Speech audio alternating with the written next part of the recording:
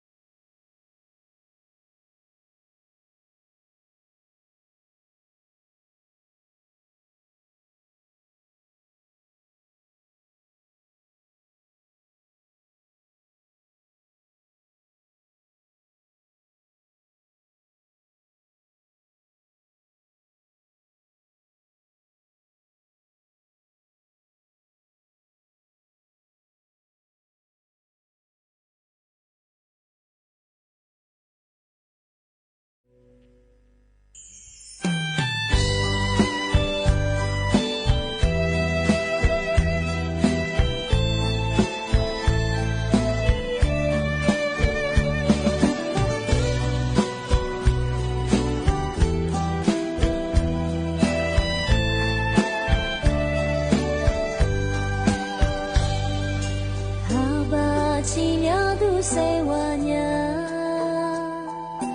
咪咪一谁我过比我，哈巴呀咪咪咪的路条路，我只若路在我路条。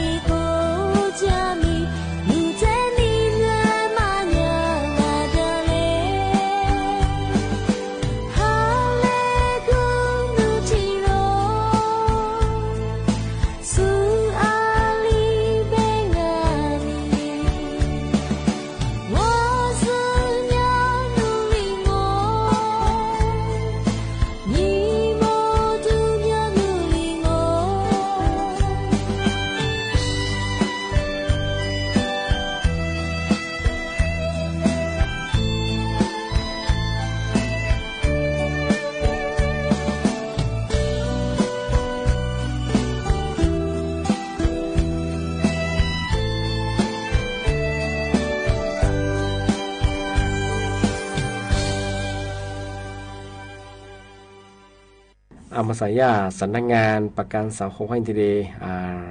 ประชาสัมพันธ์ยุฟลางาแจ้งสิทธิประกันสังคมงาชายจุป้างามาตรา33มาตรา39งากรณีมีบุตรงาปีขว้าวจากพระจงแม่งาวันนี้พระจงยังงาวิสมากุดึงตัวจบปัญญาปีขว้าวเน็ตสิงห์ยังไงว่ากูยามังงาตัวใหญ่เจฝากขายยังจะงาตั้งยังว่า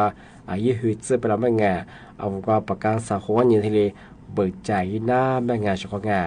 ปีขว้าเอาพระเบิกใจยังไม่ใช่คือยี่ใจเฉียงยี่หลักฐานก็คือใบรับรองแพทย์ที่นี่คือสาวนาวสมุดบันทึกสุขภาพเอายิสมาเจที่นี่คือเอาจ่าเจียว่ามียังไงปีขว้าว่าจ่าจริงใบเสกคือเตะใบเสกว่าสถานพยาบาลเขายังไงยากกลับมามาเตะนี่คือยืมเบิกยิงที่ถึงมาว่าคือสาวนาวสาวนาวทะเบียนส่งรถที่ว่าจุดมาคือเตงกรณีไม่ได้จดทะเบียนส่งรถงูไม่ยังคือบ้านหนังสือรับรองผู้ประกันตรงกรณีไม่มีใบทะเบียนส่งรถก็คือยี่นี้ประกาศสังคมยังไงใบรับรองทะเบียนความชงงบ่คือมาเตยที่เบิกใจนะแบบมาหยาสำนักงานประกาศสังคมที่แจ้งฝรั่งที่ว่าจุป้ามาตรา33เจมาตรา39เบอร์ซุเบอร์ปีขว้าจันนี้พระจงมันยังคือเอาหัวเจฝากใครยังมาเจที่นี่ค่าตัวก็คือไงไปยังคือยาประกันสังคมวันนี้ทีเดีย เปิดใจที่ได้ยินหน้าเบงว่าถึงมาปีมาช่องว่างาอาจจะไม่เป็นข้อว่าอาชีมาตูมาเข้าใจบ่คืองานสอบถามชื่อบ่คืองานกว่าสำนักงานดับการสุขภาพงานนี่คือที่ติดต่อสอบถามเพิ่มเติมที่ช่องว่าขอว่าวิทยุนาสูไลฟ์สวยตีสุดก็คือบ่มองนั่นละคือภาษาชื่อคือมยาว่าจริงที่นี่ก็ถึงยาว่าคือตัวคือกับเบียคือเรียกว่าเยอะคืองานภาษาชื่อว่าคือเปลี่ยนยี่ข้อความกุ้ยเจงอาจจะเป็นอย่างไรนั่นละคือดัชตินาเที่ยวรายการลิซุงประกาศกูเบอร์สถานีวิทยุกระจายเสียงแห่งประเทศไทยจังหวัดเชียงใหม่ยืมมือฉายระบบความถี่ก็คือ AM ที่ตูนลี่ฮาชิสิสุขวัดตัวอย่างอาจจะเป็นนั่นละคือก็สมองข้อความสวัสดีครับ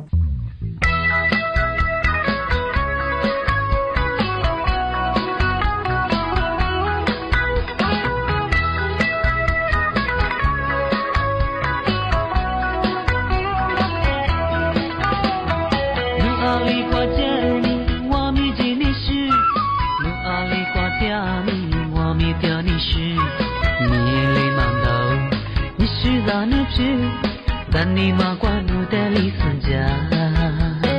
路地路的里就在孙家路，路地路的里就在你关路，一木门头，我就在沙路，让你马关路的里孙家。是在这浪啊你你是么的嘞？你是苦难光的，就在个冷漠，这个起路的，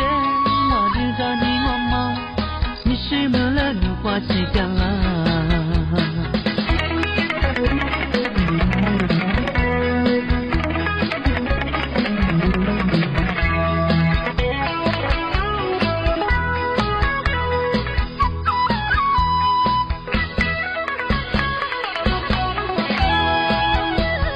路阿里挂着你，我面前的是；路阿里挂掉你，我面掉你是。是在那边，当你马关路的里孙家，路地路的里就在孙家路，路地路的里就在你关路，一路忙动，我就让沙路，让你马关路的里孙家。我的几次光明，你是么的嘞？也是苦难光明，就在个冷漠。是么了？你花起掉了，是在这浪啊咪，你是么掉嘞？也是苦难光明，就在旁边摸，这个起路的，我就在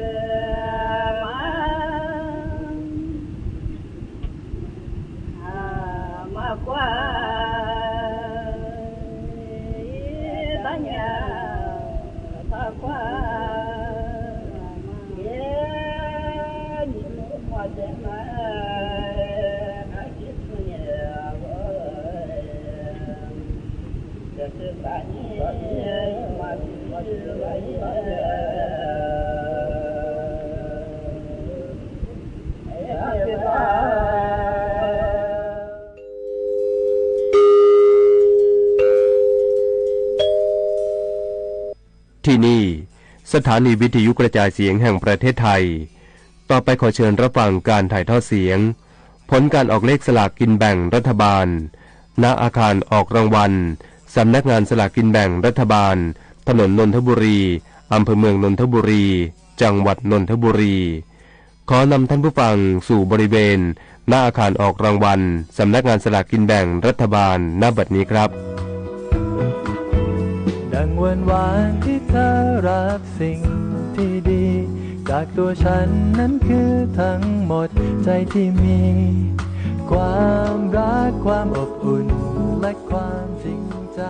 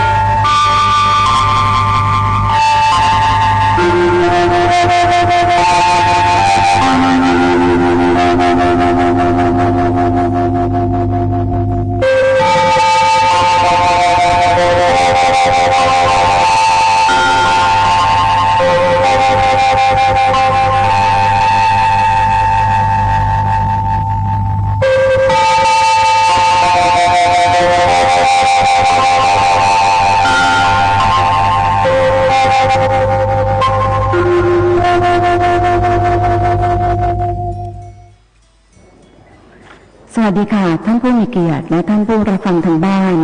ที่นี่สถานที่ออกรางวัลสลากกินแบ่งรัฐบาลณห้องออกรางวัลสำนักงานสลากกินแบ่งรัฐบาลจังหวัดนนทบุรีจะทำการออกรางวัลสลากกินแบ่งรัฐบาล6หลักนะคะงวดวันที่16ตุลาคมพุทธศักราช2567ท่านสามารถรับชมการถ่ายทอดสดผลการออกรางวัลได้ทางสถานีโทรทัศน์อมรินทร์ทีวีตั้งแต่เวลา 13:50 น.สถานีโทรทัศน์ไทยรัฐทีวีตั้งแต่เวลา 14:00 น.เว็บไซต์สำนักงานสลากกินแบ่งรัฐบาล www.jlo.or.th แอปพลิเคชันของสำนักงานสลากกินแบ่งรัฐบาล JLO Lottery Official และ Line Today รวมทั้งรับฟังการถ่ายทอดเสียงทางสถานีวิทยุกระจายเสียงแห่งประเทศไทยกรมประชาสัมพันธ์ด้วยระบบ AM ความถี่891กิโลเฮิรตซ์ตั้งแต่เวลา 14:30 น.ค่ะรายนามคณะกรรมการออกรางวัลสลากกินแบ่งรัฐบาล6หลักงวดวันที่16ตุลาคมพุทธศักราช2567มีดังต่อไปนี้อธิบดีกรมส่งเสริมและพัฒนาคุณภาพชีวิตคนพิการนายโชคชัยวิเชียรชัยยะเป็นประธานกรรมการที่ปรึกษากรรมการผู้จัดการใหญ่บริษัททิพยประกันภัยจำกัดมหาชนนางนิชุดาไตรธรรมเป็นกรรมการผู้อำนวยการโรงเรียนอนุบาลฟ้าใสดร.ณภาพิษตรีเพชรไพศาลเป็นกรรมการผู้อำนวยการสำนักงานผู้อำนวยการสำนักงบประมาณนายจรัญการุญยวัฒน์เป็นกรรมการผู้แทนภาคประชาชนอดีตพนักงานบริษัทเอกชนนางอุบลศิริพงษ์ญาติเป็นกรรมการผู้แทนสำนักงานตำรวจแห่งชาติรองผู้บังคับการกองโยธาธิการสำนักงานส่งกำลังพันตำรวจเอกสักกรินเขียวเซนเป็นกรรมการผู้แทนกระทรวงการคลังผู้เชี่ยวชาญด้านบริหารทรัพยากรบุคคลสำนักงานปลัดกระทรวงการคลัง นางสาวสิริวัลย์อินไทยวงศ์เป็นกรรมการผู้แทนสำนักงานการตรวจเงินแผ่นดินผู้อำนวยการสำนักตรวจสอบภายในนายชัชวาลสังคดิษฐ์เป็นกรรมการผู้แทนกรมการปกครองกระทรวงมหาดไทยผู้อำนวยการศูนย์ปฏิบัติการบังคับใช้กฎหมายพนักงานฝ่ายปกครองสำนักงานสอบสวนและนิติการนายรณรงค์ทิพย์สิริเป็นกรรมการและผู้แทนสื่อมวลชน Mrs. Tourist World 2024 และ Mrs. Tourist Thailand 2024 นางสาวรัชวรรณเลิศประสิทธิโชคหรือคุณจอยรัชวรรณค่ะเป็นกรรมการ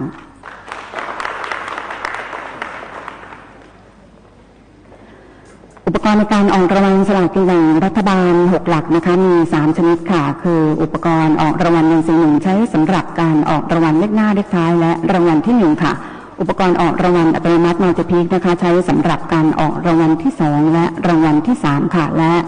วงล้อออกรางวัลใช้สำหรับออกรางวัลที่4และรางวัลที่5ค่ะการออกรางวัลที่4และที่5นะคะมีวงล้อทั้งหมด12วงค่ะแต่ละวงมีหมายเลข0ถึงหมายเลข9ครบ10หมายเลขนะคะและในวันนี้ท่านประธานกรรมการเลือกใช้วงล้อหมายเลข1ค่ะวงล้อหมายเลข2วงล้อหมายเลข4วงล้อหมายเลข6วงล้อหมายเลข7และวงล้อหมายเลข11ค่ะแล้วอีก6วงล้อไว้สำรองต่อไปท่านประธานกรรมการจะนำลูกยางหมายเลขประจำหลักวงล้อเข้าใส่ในภาชนะพลาสติกทรงกลมเพื่อเสี่ยงลำดับในการตั้งวงล้อและลูกบอลหมายเลขว่าจะนำไปตั้งในหลักใดตั้งแต่หลักหน่วยไปจนถึงหลักแสนค่ะโดยเริ่มจากหลักที่1หลักที่2หลักที่3หลักที่4หลักที่5และหลักที่6ค่ะจากนั้นเจ้าหน้าที่จะนำภาชนะให้ลูกยางหมายเลขคละกันค่ะเพื่อให้ท่านประธานกรรมการเสี่ยงหยิบขึ้นมาครั้งละ1ลูกค่ะว่าจะใช้หลักใดในการตั้งวงล้อและลูกบอลหมายเลขค่ะ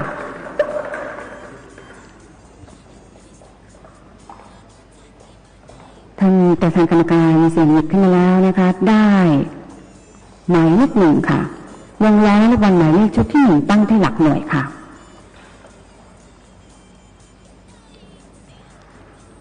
ท่านประธานกรรมการเสี่ยงขึ้นมาใหม่นะคะได้หมายเลข4ค่ะวงล้อลูกบอลหมายเลขชุดที่4ตั้งที่หลัก10ค่ะต่อไปนะคะได้หมายเลข2ค่ะวงล้อและลูกบอลหมายเลขชุดที่2ตั้งที่หลัก100ค่ะท่านประธานเสี่ยงหยิบขึ้นมาใหม่แล้วนะคะได้หมายเลข6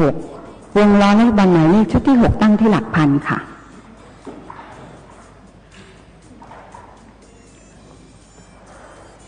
ต่อไปนะคะได้หมายเลข5ค่ะวงล้อและลูกบอลหมายเลขชุดที่5ตั้งที่หลัก1ค่ะ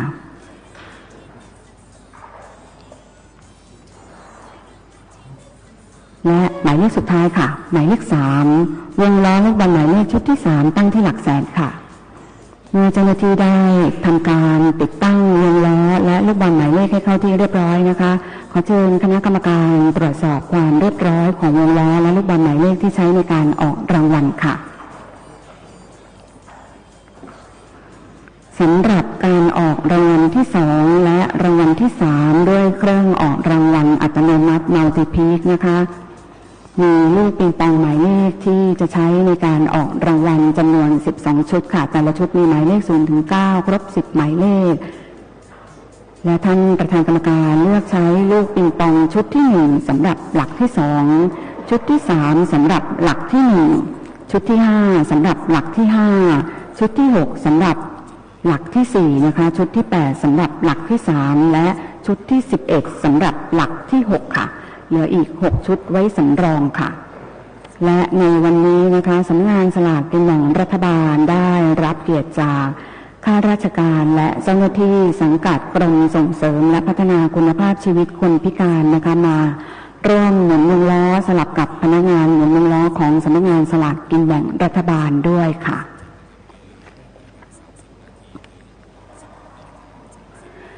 การออกรางวัลในวันนี้นะคะเป็นการออกรางวัลสลาก ากกินแบ่งรัฐบาล6หลักแบบใบจำนวน69ชุดชุดละ1ล้านฉบับสลากการกุศล11ชุดชุดละ1ล้านฉบับค่ะและสลากกินแบ่งรัฐบาล6หลักแบบดิจิทัลนะคะ26ชุดชุดละ1ล้านฉบับ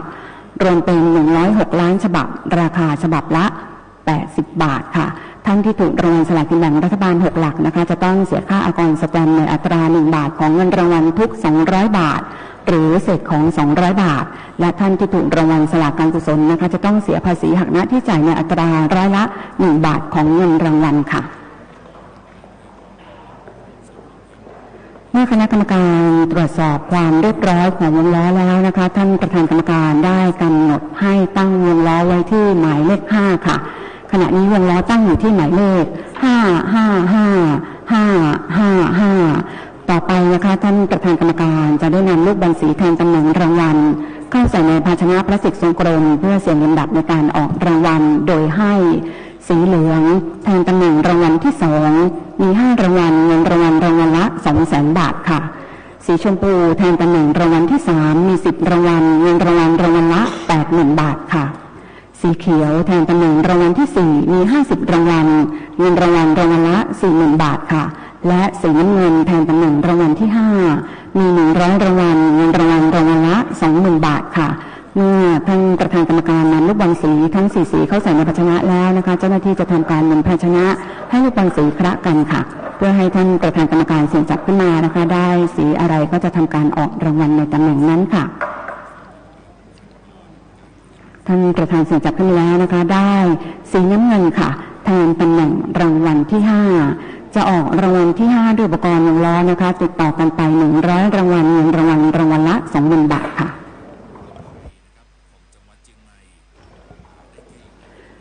สำหรับผู้หมุนชุดนี้นะคะเป็นข้าราชการและเจ้าหน้าที่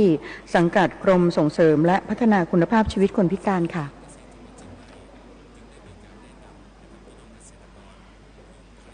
พร้อมแล้วจะออกรางวัลที่5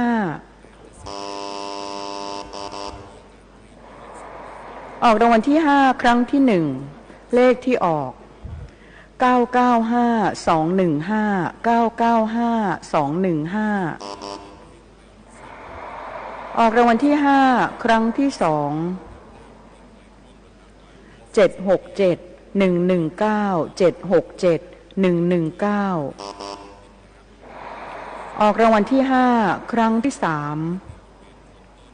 690-027 690-027ออกรางวัลที่5ครั้งที่4 574-970 574-970ออกรางวัลที่5ครั้งที่5 943-107 943-107ออกรางวัลที่5ครั้งที่6 923-774 923-774ออกรางวัลที่5ครั้งที่7 818-894 818-894ออกรางวัลที่5ครั้งที่8 913-324 913-324ออกรางวัลที่5ครั้งที่9 668-768 668-768ออกรางวัลที่5ครั้งที่10 399-081 399-081ออกรางวัลที่5ครั้งที่11 424-294 424-294ออกรางวัลที่5ครั้งที่12 848-771 848-771ออกรางวัลที่5ครั้งที่13 269-216 269-216ออกรางวัลที่5ครั้งที่14 526-233 526-233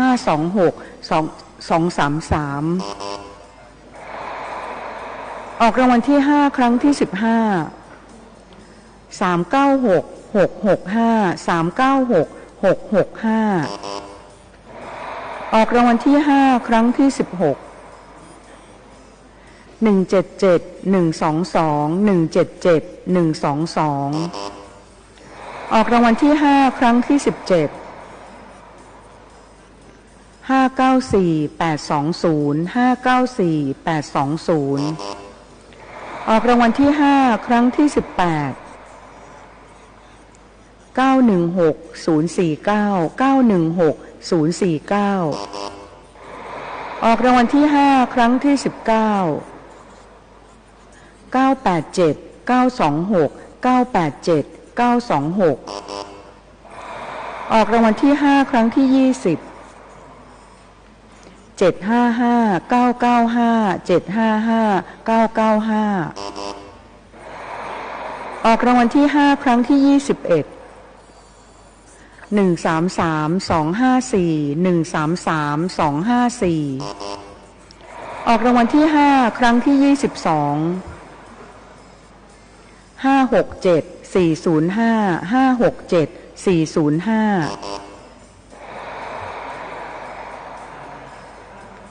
ออกรางวัลที่5ครั้งที่23 019 648 019 648ออกรางวัลที่5ครั้งที่24 318 414 318 414ออกรางวัลที่5ครั้งที่25 305 067 305 067ออกรางวัลที่5ครั้งที่26 449 561 449 561ออกรางวัลที่5ครั้งที่27 706 603 706 603ออกรางวัลที่5ครั้งที่28 918 643 918 643ออกรางวัลที่5ครั้งที่29 924 761 924 761ออกรางวัลที่5ครั้งที่30 104 312 104 312ออกรางวัลที่5ครั้งที่31 892 171 892 171ออกรางวัลที่5ครั้งที่32 714 625 714 625ออกรางวัลที่5ครั้งที่33 516 489 516 489ออกรางวัลที่5ครั้งที่34 375 592 375 592ออกรางวัลที่5ครั้งที่35 105 882 105 882ออกรางวัลที่5ครั้งที่36 926 205 926 205ออกรางวัลที่5ครั้งที่37 782 906 782 906ออกรางวัลที่5ครั้งที่38 812 819 812 819ออกรางวัลที่5ครั้งที่39 109 582 109 582ออกรางวัลที่5ครั้งที่40 755 262 755 262ออกรางวัลที่5ครั้งที่41 070 972 070 972ออกรางวัลที่5ครั้งที่42 859 244 859 244ออกรางวัลที่5ครั้งที่43 726 301 726 301ออกรางวัลที่5ครั้งที่44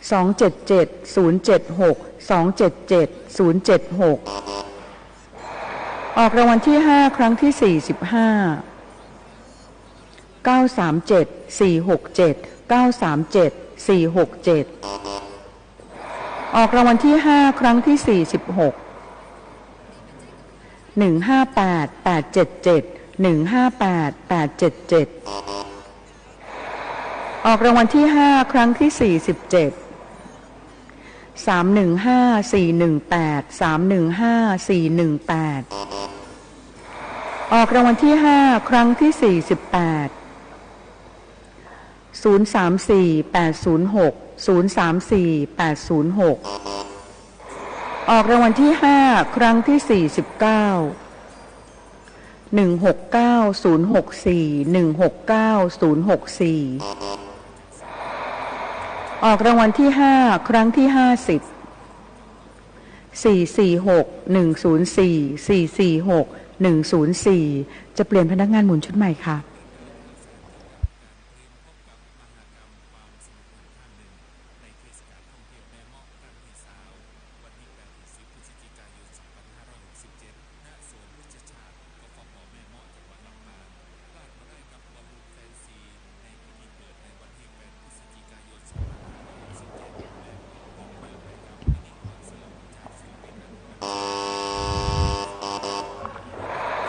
ออกรางวัลที่5ครั้งที่51 026 221 026 221ออกรางวัลที่5ครั้งที่52 942 020 942 020ออกรางวัลที่5ครั้งที่53 777 604 777 604ออกรางวัลที่5ครั้งที่54 356 122 356 122ออกรางวัลที่5ครั้งที่55 749 182 749 182ออกรางวัลที่5ครั้งที่56 128 580 128 580ออกรางวัลที่5ครั้งที่57 852 841 852 841ออกรางวัลที่5ครั้งที่58 544 623 544 623ออกรางวัลที่5ครั้งที่59 958 786 958 786ออกรางวัลที่5ครั้งที่60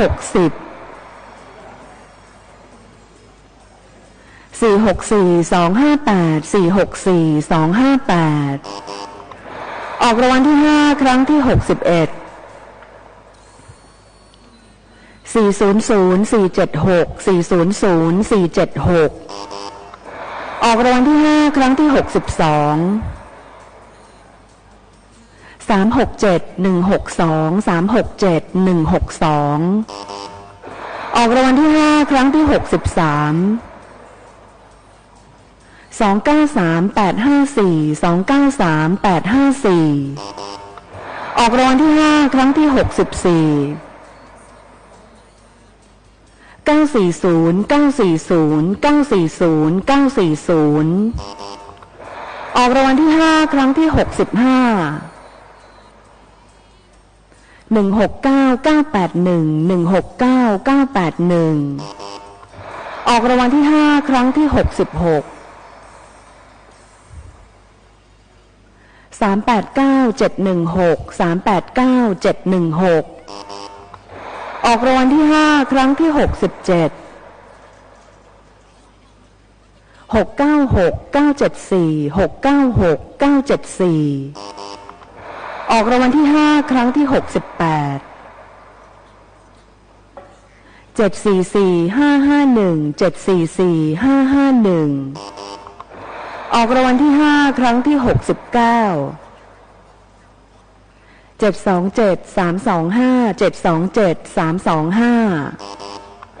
อกรางวัลที่ห้าครั้งที่70 468-744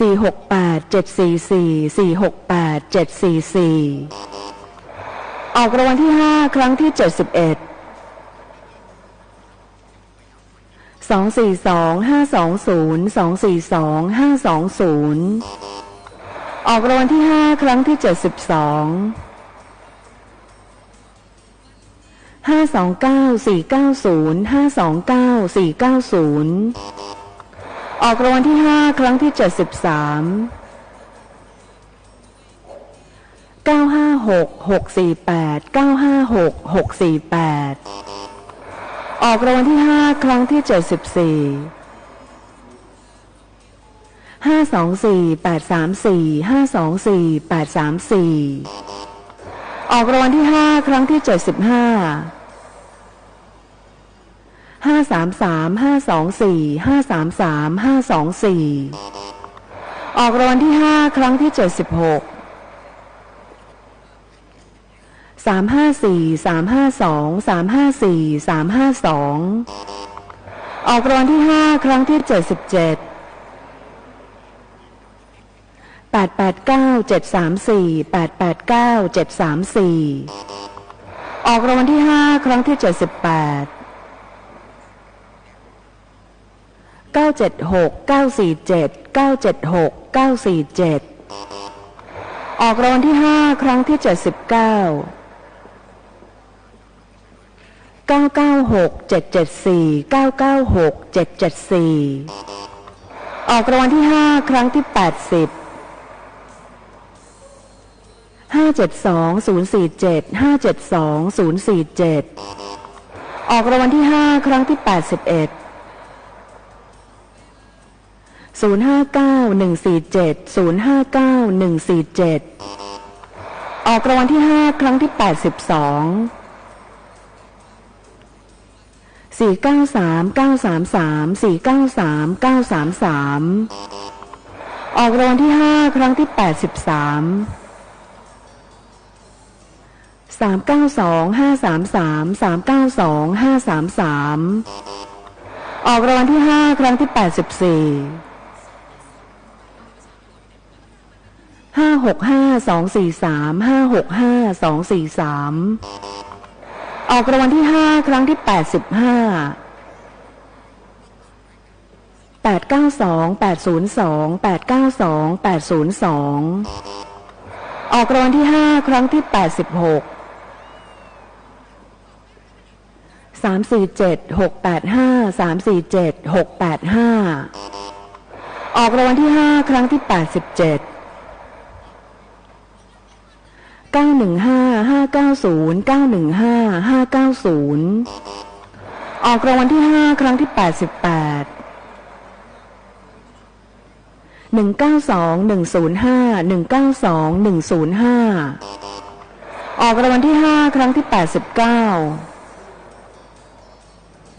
750-256 750-256 ออกรางวัลที่ห้าครั้งที่90 414-328 414-328 ออกรางวัลที่ห้าครั้งที่91 164-916 164-916 ออกรางวัลที่ห้าครั้งที่92 207-873 207-873 ออกรางวัลที่ห้าครั้งที่93 516-238 516-238 ออกรางวัลที่ห้าครั้งที่94 279-617 279-617 ออกรางวัลที่ห้าครั้งที่95 141-955 141-955 ออกรางวัลที่ห้าครั้งที่96 311-731 311-731 ออกรางวัลที่ห้าครั้งที่97 อ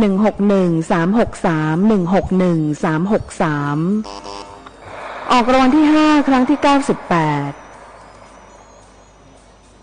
650003 650003 ออกรางวัลที่5ครั้งที่99 474541 474541 ออกรางวัลที่5ครั้งที่100ครั้งสุดท้าย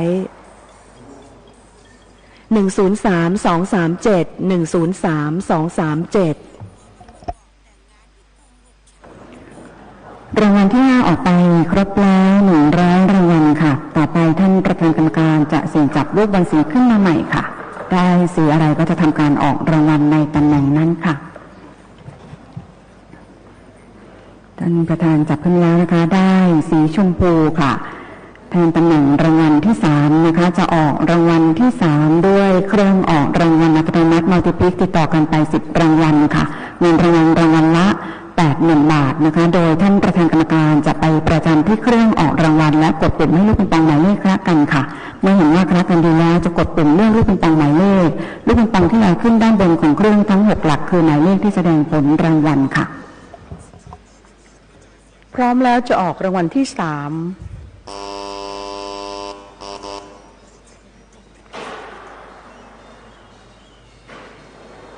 ออกรางวัลที่3ครั้งที่1เลขที่ออก744996 744996ออกรางวัลที่3ครั้งที่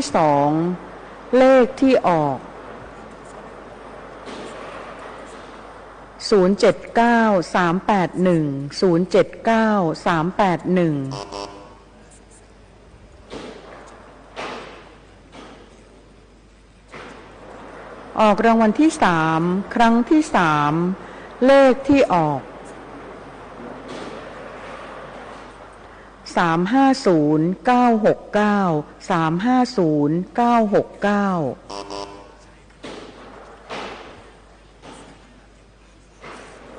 ออกรางวัลที่3ครั้งที่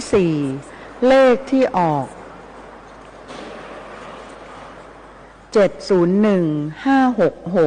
701566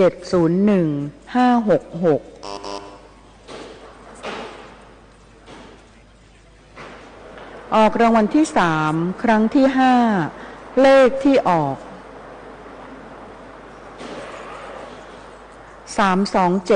831 327 831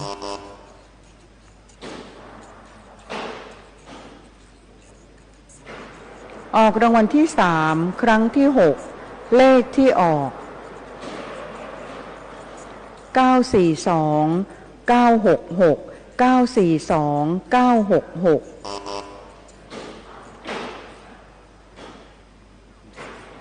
ออกรางวัลที่3ครั้งที่7เลขที่ออก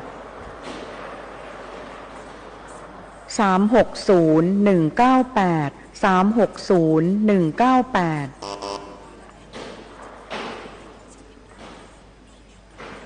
ออกรางวัลที่3ครั้งที่8เลขที่ออก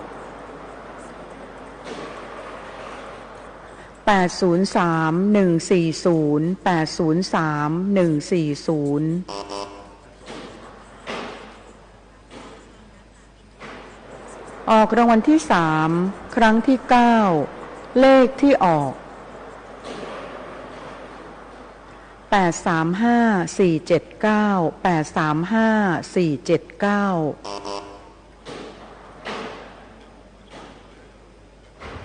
ออกรางวัลที่3ครั้งที่10ครั้งสุดท้ายเลขที่ออก309 600 309 600ขอบคุณค่ะรางวัลที่3ออกไปครบแล้ว10รางวัลค่ะต่อไปท่านประธานกรรมการจะเสี่ยงจับลูกบอลสีขึ้นมาใหม่ค่ะได้สีเขียวค่ะจะออกรางวัลที่4นะคะด้วย วงล้อติดต่อกันไป50รางวัลค่ะเงินรางวัลละ 40,000 บาทค่ะ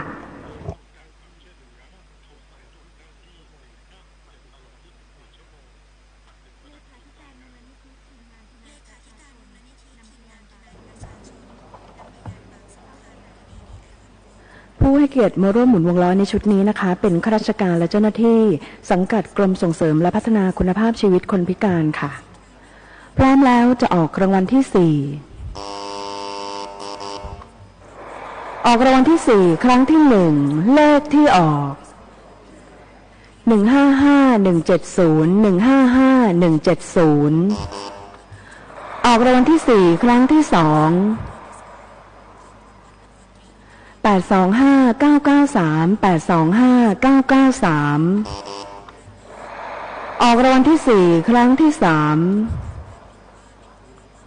884-284 884-284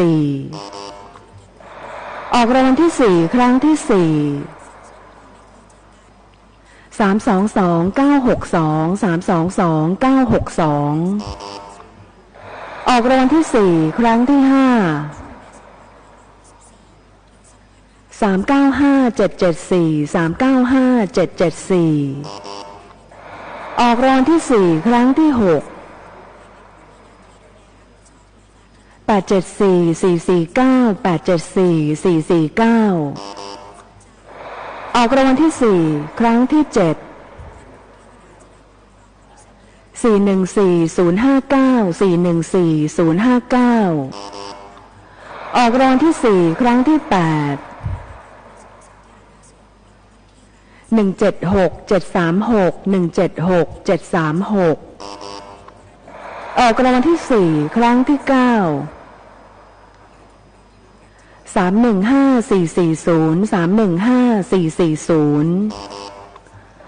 ออกรางวัลที่4ครั้งที่10 006-344 006-344ออกรางวัลที่4ครั้งที่11 021-948 021-948ออกรางวัลที่4ครั้งที่12 604-412 604-412ออกรางวัลที่4ครั้งที่13 500-651 500-651ออกรางวัลที่4ครั้งที่14 730-622 730-622ออกรางวัลที่4ครั้งที่15 168-879 168-879ออกรางวัลที่4ครั้งที่16 729-593 729-593ออกรางวัลที่4ครั้งที่17 318-165 318-165ออกรางวัลที่4ครั้งที่18 573-022 573-022ออกรางวัลที่4ครั้งที่19 167-913 167-913ออกรางวัลที่4ครั้งที่20 424-010 424-010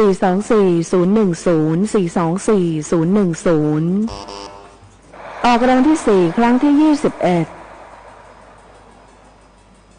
138-948 138-948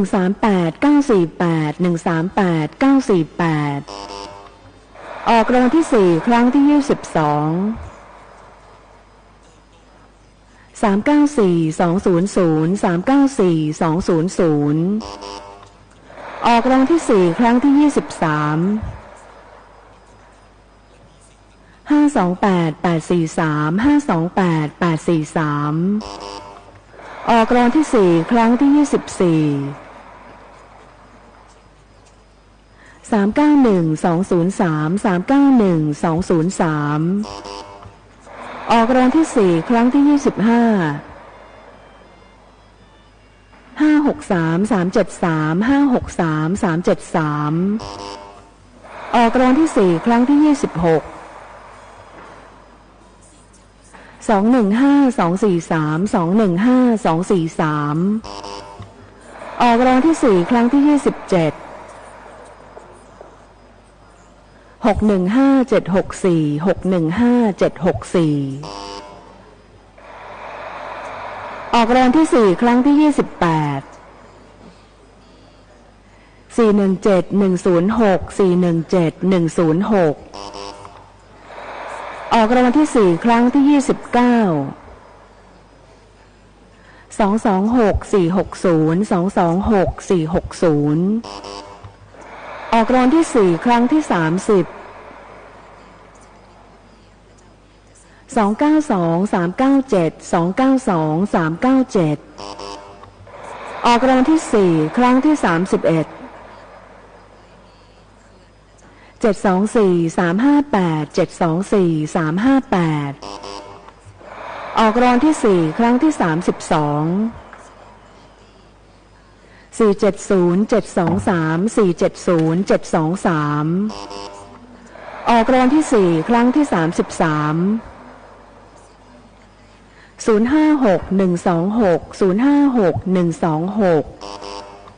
ออกรางวัลที่สี่ครั้งที่34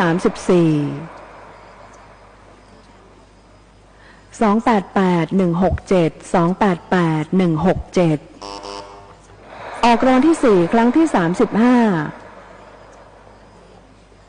195795 195795ออกรางวัลที่สี่ครั้งที่36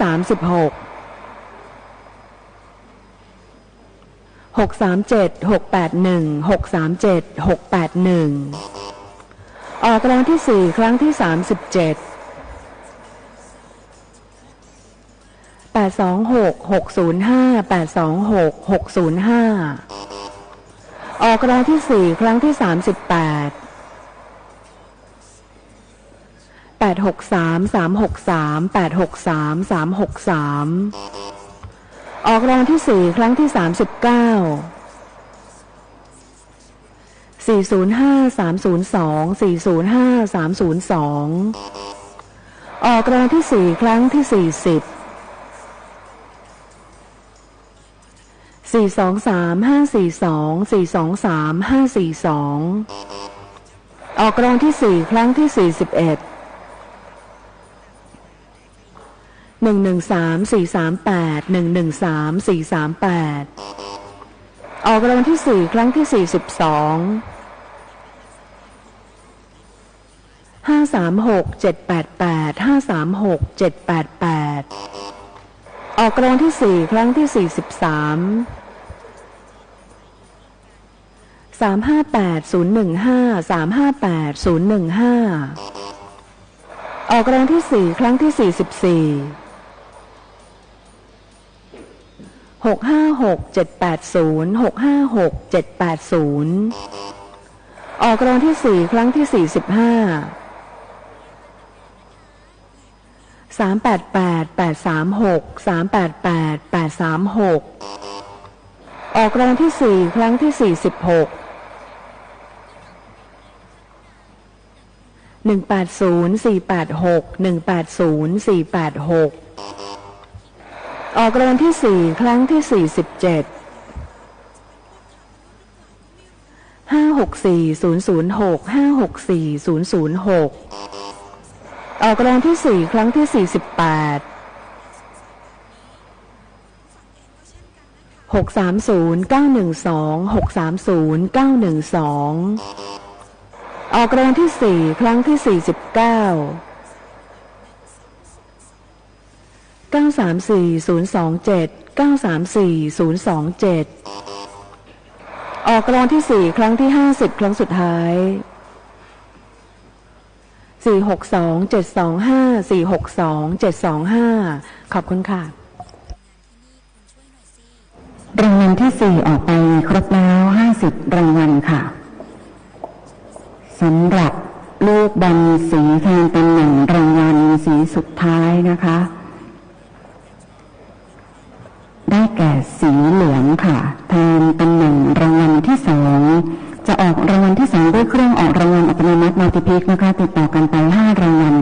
วัลละ200,000 บาทค่ะพร้อมแล้วจะออกรางวัลที่2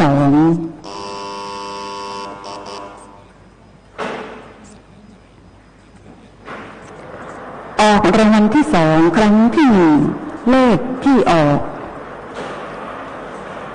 209783 209783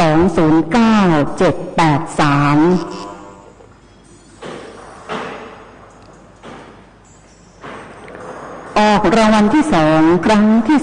2เลขที่ออก960616 960616ออกรางวัลที่2ครั้งที่3เลขที่ออก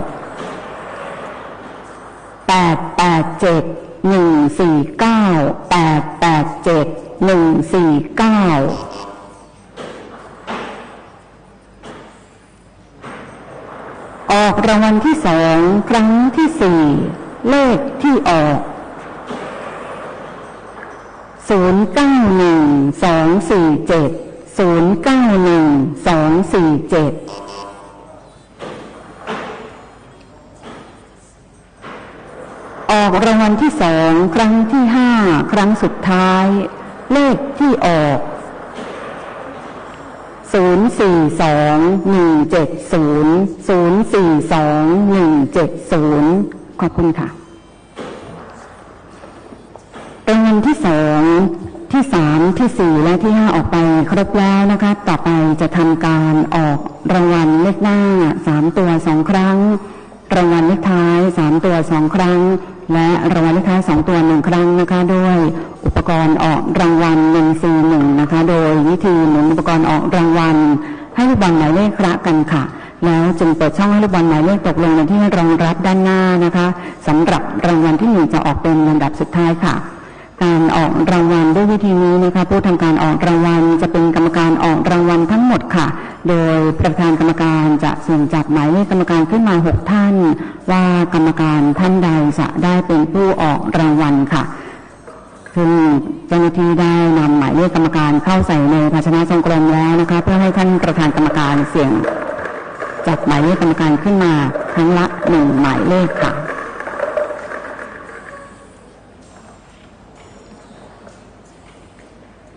ท่านประธานกรรมการเสี่ยงจับขึ้นมาแล้วนะคะกรรมการท่านแรกนะคะได้แก่กรรมการหมายเลข5ค่ะเป็นผู้แทนสำนักงานตำรวจแห่งชาติค่ะพันตำรวจเอกศักรินทร์เขียวเซนค่ะรองผู้บังคับการกองโยธาธิการสำนักงานส่งกำลังค่ะกรรมการท่านที่2นะคะได้แก่กรรมการหมายเลข6ค่ะผู้แทนกระทรวงการคลังค่ะนางสาวสิริวรรณอินไทยวงศ์ผู้เชี่ยวชาญด้านบริหารทรัพยากรบุคคลสำนักงานปลัดกระทรวงการคลังค่ะ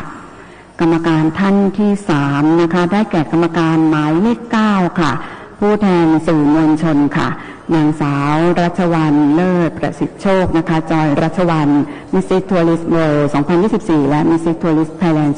2024ค่ะกรรมการท่านที่4นะคะได้แก่กรรมการหมายเลข1ค่ะนางวิชุดาไตรธรรมที่ปรึกษากรรมการผู้จัดการใหญ่บริษัททิพยประกันภัยจำกัดมหาชนค่ะกรรมการท่านที่5นะคะได้แก่กรรมการหมายเลข8ค่ะผู้แทนกรมการปกครองกระทรวงมหาดไทยค่ะ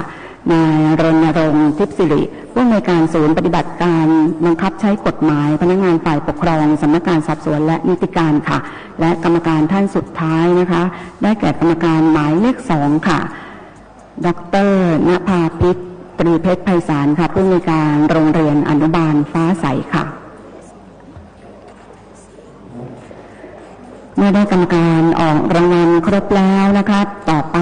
ท่านประธานกรรมการจะเสี่ยงหยิบบัตรหมายเลข1ถึงหมายเลข6ให้กรรมการออกรางวัลท่านละ1หมายเลขค่ะ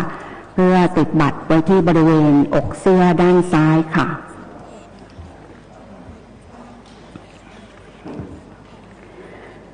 สำนักงานสลากกินแบ่งรัฐบาลเปิดรับสมัครประชาชนเพื่อเข้าร่วมเป็นกรรมการในการออกรางวัลนะคะโดยเปิดรับสมัครประชาชนที่มีที่อยู่อาศัยเฉพาะในเขตกรุงเทพและปริมณฑลค่ะให้เข้าร่วมเป็นกรรมการออกรางวัลงวดละ1ท่าน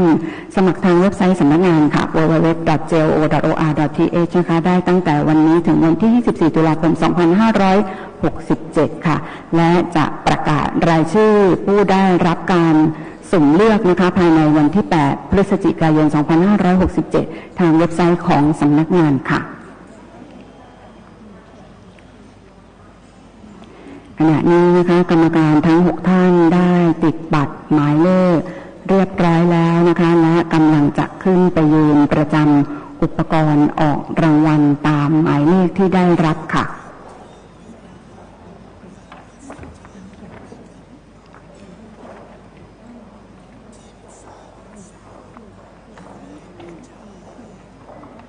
เมื่อกรรมการทั้ง6ท่านขึ้นไปยืนประจำอุปกรณ์ออกรางวัลตามหมายเลขที่ได้รับแล้วนะคะท่านประธานกรรมการร่วมกับเจ้าหน้าที่กลุ่มงานเก็บกู้วัตถุระเบิดสำนักงานตำรวจแห่งชาติจะตรวจอุปกรณ์ที่จะใช้ในการออกรางวัลด้วยเครื่องตรวจโลหะแบบมือถือค่ะหากตรวจพบโลหะอุปกรณ์ตรวจจะส่งสัญญาณเสียงพร้อมแสดงไฟสัญญาณสีแดงนะคะอุปกรณ์ที่ใช้ในการออกรางวัลประกอบไปด้วยภาชนะพลาสติกทรงกลมตลับพลาสติกทึบแสงแบบเกลียวชุดละ10ตลับใช้บรรจุลูกบอลหมายเลขนะคะและลูกบอลหมายเลขที่มีหมายเลข0ถึงหมายเลข9ลูกละ1หมายเลขชุดละ10ลูกค่ะ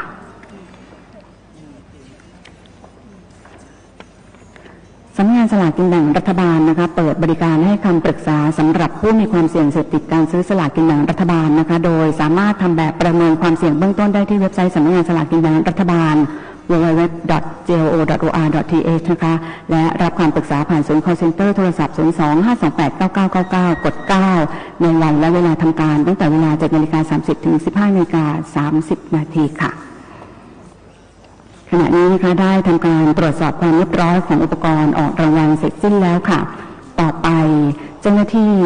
จะแสดงลูกบอลหมายเลขว่ามีหมายเลขครบถ้วนถูกต้องหรือไม่ก่อนบรรจุในตลับพลาสติกทึบแสงแบบเกลียวแล้วใส่ลงไปในอุปกรณ์ออกรางวัลทั้ง6หลักครั้งละ1ลูกค่ะโดยเริ่มจากหมายเลข1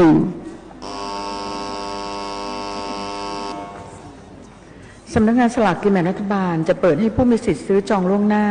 ทำรายการสลากซื้องวดวันที่1พฤศจิกายน2567ในวันที่19ตุลาคม2567และสลากจองงวดวันที่16พฤศจิกายน2567ในวันที่20ตุลาคม2567ตั้งแต่เวลา 7:30 น. ถึง 12:00 น. หากจำหน่ายไม่หมดจะเปิดให้ทำรายการจองรอบที่2ในเวลา 15:00 น. ถึง 16:00 น. ผ่านแอปพลิเคชันเป๋าตังค่ะหมายเลข2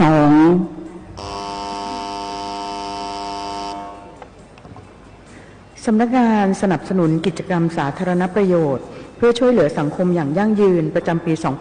2567 ท่านที่สนใจสามารถติดตามผลการดำเนินงานในการส่งเสริมสนับสนุนกิจกรรมสาธารณประโยชน์เพื่อช่วยเหลือสังคมสำนักงานประจำปี 2567 ได้ทาง www.glo.or.th ค่ะหมายเลข3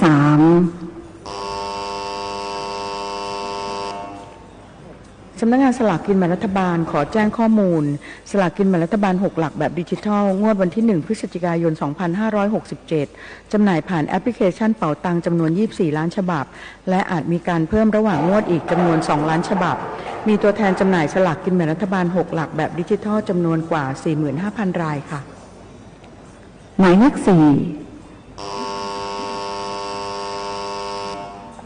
สำนักงานสลากกินแบ่งรัฐบาลเปิดรับสมัครประชาชนเพื่อเข้าร่วมเป็นกรรมการงวดละ1ท่านโดยเปิดรับสมัครประชาชนที่มีที่อยู่อาศัยเฉพาะในเขตกรุงเทพและปริมณฑลสมัครทางเว็บไซต์ของสำนักงาน www.jo.or.th ได้ตั้งแต่วันนี้ถึง24ตุลาคม2567และจะประกาศรายชื่อผู้ที่ได้รับการสุ่มเลือกภายในวันที่8พฤศจิกายน2567ทางเว็บไซต์สำนักงานค่ะหมายเลข5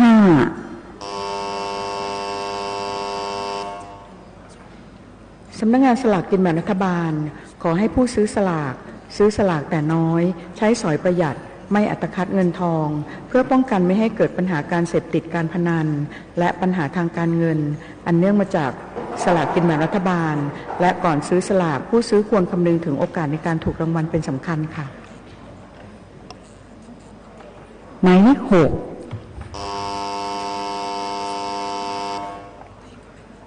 สำนักงานสลากกินแบ่งรัฐบาลเปิดให้บริการจ่ายเงินรางวัล Drive-Thru Service ในวันจันทร์ถึงวันศุกร์เว้นวันหยุดทำการหรือวันหยุดนักขัตฤกษ์ในเวลา 7:30 นถึง 15:00 นไม่หยุดพักเที่ยงค่ะสามารถดูรายละเอียดเพิ่มเติมได้ผ่านเว็บไซต์สำนักงานหรือสอบถามรายละเอียดเพิ่มเติมได้ที่ call center โทรศัพท์หมายเลข 025289999 ค่ะหมายเลข 7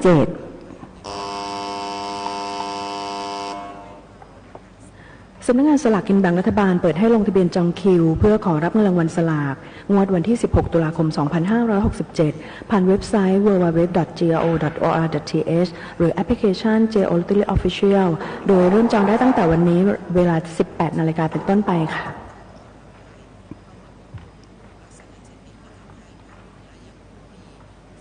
หมายเลข 8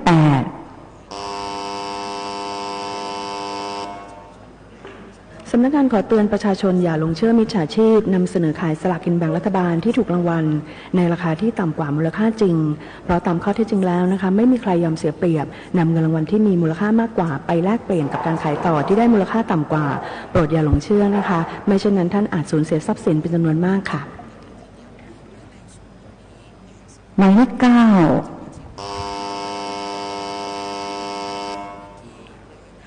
ปัจจุบันมีการหลอกลวงเกี่ยวกับการซื้อขายสลากมากมายนะคะเช่นอ้างว่ามีเลขหลุดจากสำนักงานหรือการหลอกลวงบอกใบ้เลขเด็ดผ่านจดหมายหลอกลวงหรือสื่อสังคมออนไลน์รวมถึงการแอบอ้างว่าสามารถจัดสรรสลากให้นำไปจำหน่ายหากมีข้อสงสัยสามารถสอบถามได้ที่ call center โทรศัพท์หมายเลข 025289999 ค่ะหมายเลข 0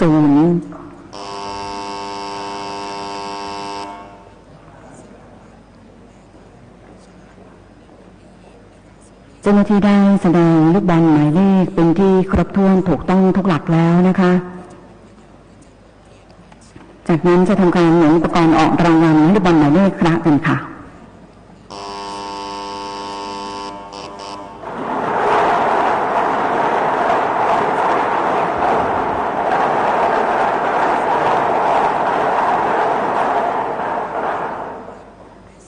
ลำดับต่อไปนะคะท่านประธานกรรมการจะนำลูกยางหมายเลขประจำหลักอุปกรณ์ออกรางวัลหลักที่1หลักที่2หลักที่3หลักที่4หลักที่5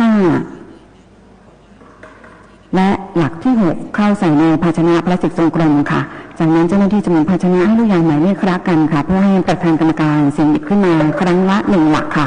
ว่าจะใช้อุปกรณ์ออกรางวัลหลักใดออกรางวัลเลขหน้า3ตัว2ครั้งซึ่งมีเงินรางวัลละ 4,000 บาทค่ะ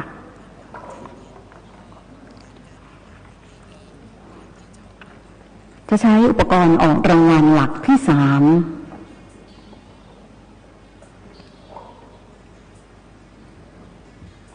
จะใช้อุปกรณ์ออกรางวัลหลักที่4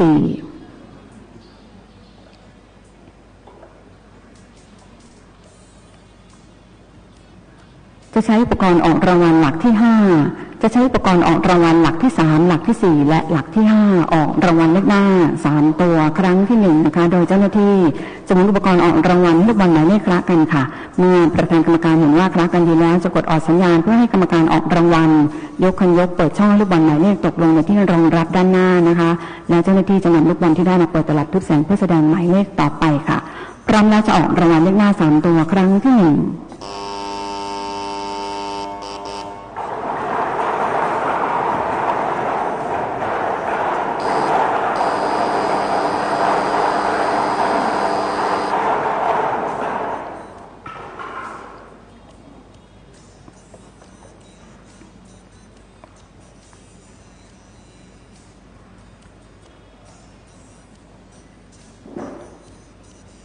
รางวัลเลขหน้า3ตัวครั้งที่1เลขที่ออก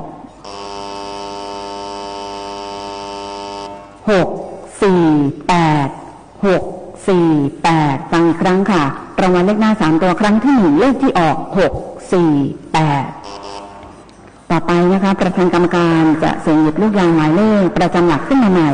ว่าจะใช้อุปกรณ์ออกรางวัลหลักใดออกรางวัลเลขหน้า3ตัวครั้งที่2ครั้งสุดท้ายค่ะ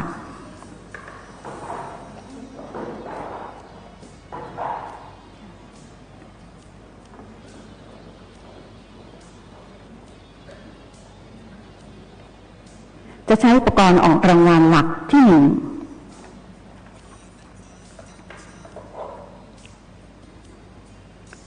จะใช้อุปกรณ์ออกรางวัลหลักที่4จะใช้อุปกรณ์ออกรางวัลหลักที่5จะใช้อุปกรณ์ออกรางวัลหลักที่1หลักที่4และหลักที่5ออกรางวัลเลขหน้า3ตัวครั้งที่2ครั้งสุดท้ายค่ะ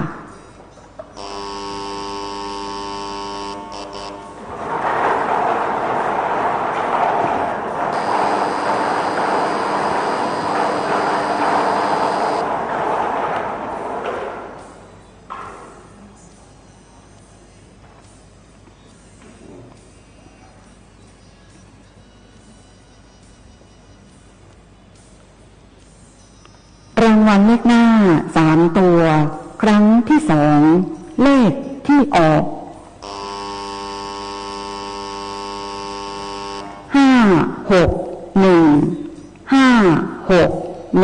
ฟังอีกครั้งค่ะรางวัลเลขหน้า3ตัวครั้งที่2เลขที่ออก561รางวัลเลขหน้า3ตัวออกไปครบแล้ว2ครั้งค่ะต่อไปจะทำการออกรางวัลเลขท้าย3ตัว2ครั้งเงินรางวัลละ 4,000 บาทค่ะ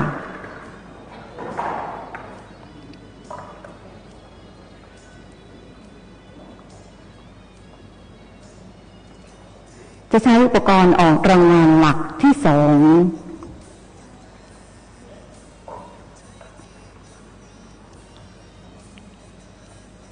จะใช้อุปกรณ์ออกรางวัลหลักที่3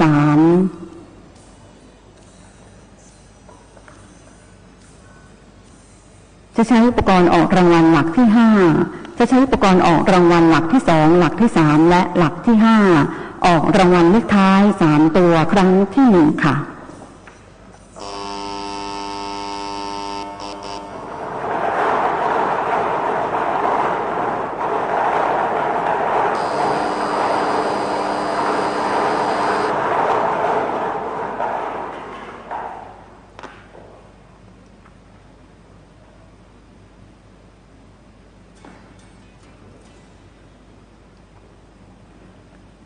รางวัลเลขท้าย3ตัวครั้งที่1เลขที่ออก919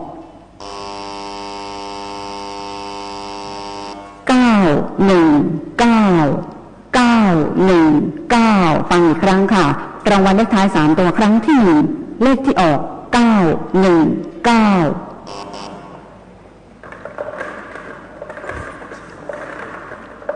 ต่อไปนะคะท่านประธานกรรมการจะเสี่ยงหยิบลูกยางหมายเลขประจำหลักขึ้นมาใหม่ค่ะว่าจะใช้อุปกรณ์ออกรางวัลหลักใดออกรางวัลเลขท้าย3ตัวครั้งที่2ครั้งสุดท้ายค่ะจะใช้อุปกรณ์ออกรางวัลหลักที่5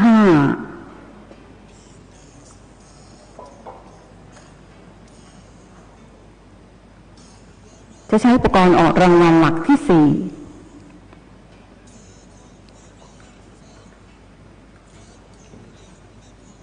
จะใช้อุปกรณ์ออกรางวัลหลักที่3จะใช้อุปกรณ์ออกรางวัลหลักที่3หลักที่4และหลักที่5ออกรางวัลเลขท้าย3ตัวครั้งที่2ครั้งสุดท้ายค่ะ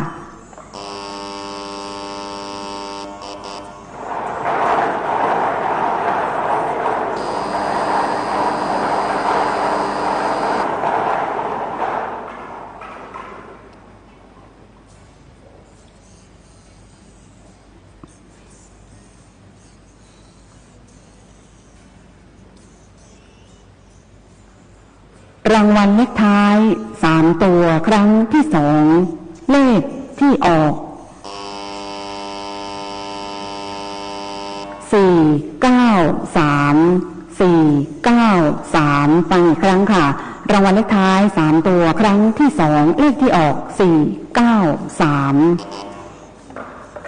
รางวัลเลขท้าย3ตัวออกไปครบแล้ว2ครั้งนะคะต่อไปจะทำการออกรางวัลเลขท้าย2ตัว1ครั้งค่ะซึ่งมีเงินรางวัลละ 2,000 บาทค่ะ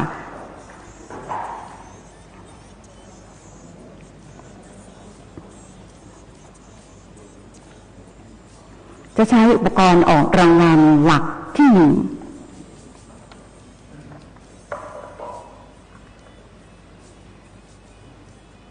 จะใช้อุปกรณ์ออกรางวัลหลักที่6จะใช้อุปกรณ์ออกรางวัลหลักที่1และหลักที่6นะคะออกรางวัลเลขท้าย2ตัวค่ะโดยผู้ที่จะทำการออกรางวัลเลขท้าย2ตัวหลักหน่วยนะคะเป็นผู้แทนกรมการปกครองกระทรวงมหาดไทยค่ะนายรณรงค์ทิพย์สิริผู้อำนวยการศูนย์ปฏิบัติการบังคับใช้กฎหมายพนักงานฝ่ายปกครองสำนักงานสอบสวนและนิติการนะคะและหลัก10นะคะก็เป็นผู้แทนสื่อมวลชนค่ะนางสาวรัชวรรณเลิศประสิทธิ์โชคค่ะจอยรัชวรรณนะคะมิสซิสทัวริสต์เวิลด์2024และมิสซิสทัวริสต์ไทยแลนด์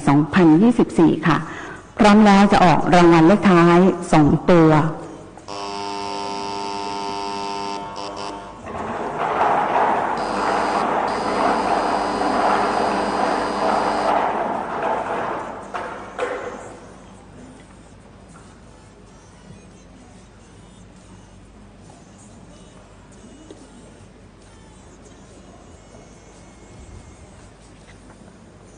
รางวัลเลขท้าย2ตัว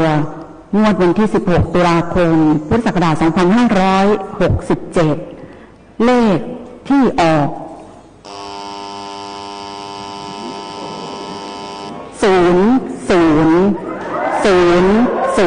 ฟังอีกครั้งค่ะรางวัลเลขท้าย2ตัวงวดวันที่16ตุลาคมพุทธศักราช2567เลขที่ออก00รางวัลเลขหน้า3ตัวรางวัลเลขท้าย3ตัวพร้อมด้วยรางวัลเลขท้าย2ตัวออกไปครบแล้วค่ะต่อไปจะทำการออกรางวัลที่1เงินรางวัลละ6 ล้านบาทค่ะรางวัลข้างเคียงรางวัลที่1มี2รางวัลเงินรางวัลละ 100,000 บาทค่ะ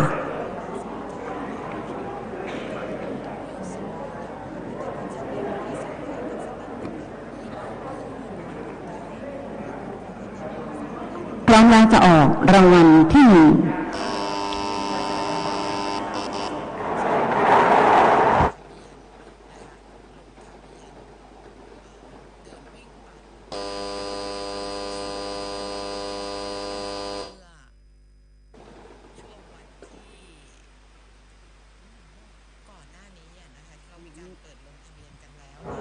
ขณะนี้นะคะลูกบอลหมายเลขทั้ง6หลักตกลง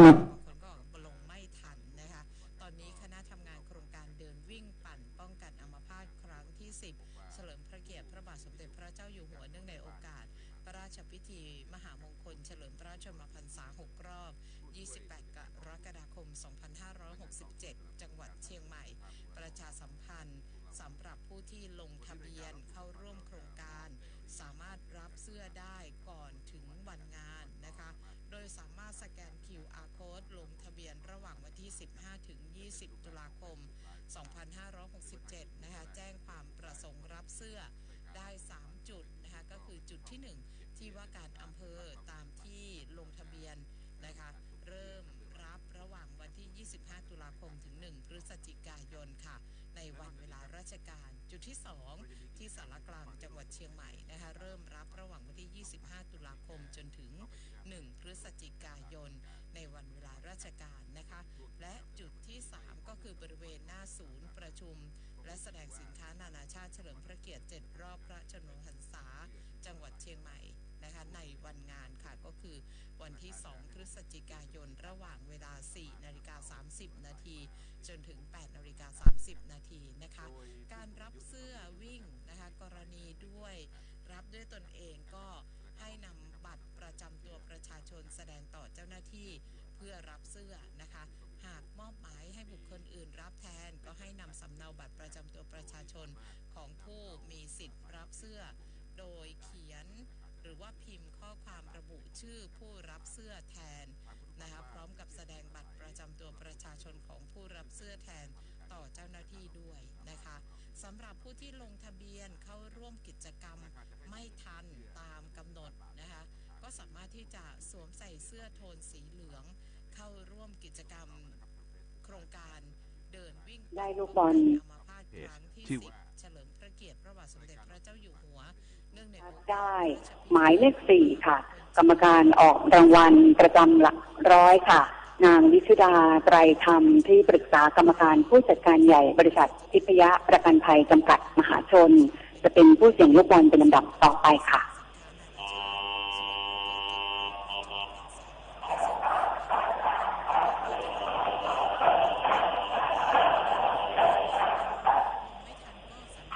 ได้ลูกบอลประจำหลักร้อยค่ะท่านประธานกรรมการเสี่ยงหยิบขึ้นมาแล้วนะคะได้หมายเลข1ค่ะกรรมการออกรางวัลประจำหลักแสนนะคะผู้แทนสื่อมวลชนค่ะนางสาวรัชวรรณเลิศประสิทธิ์โชคจอยรัชวรรณค่ะมิสซิสทัวริสต์เวิลด์ 2024 และมิสซิสทัวริสต์ไทยแลนด์ 2024 จะเป็นผู้เสี่ยงลูกบอลเป็นลำดับต่อไปค่ะ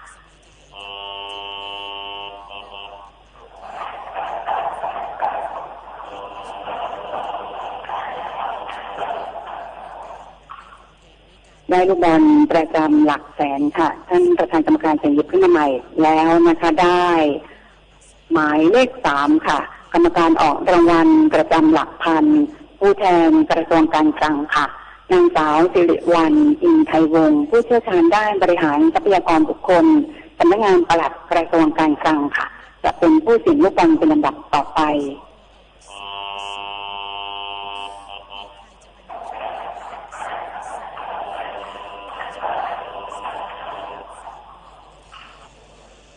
ได้ลูกบอลประจำหลักพันค่ะ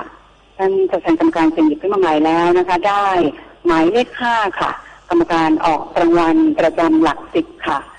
ดร.ณภาพิษตรีเพชรไพศาลผู้อำนวยการโรงเรียนอนุบาลฟ้าใสค่ะจะเป็นผู้เสี่ยงลูกบอลเป็นลำดับต่อไป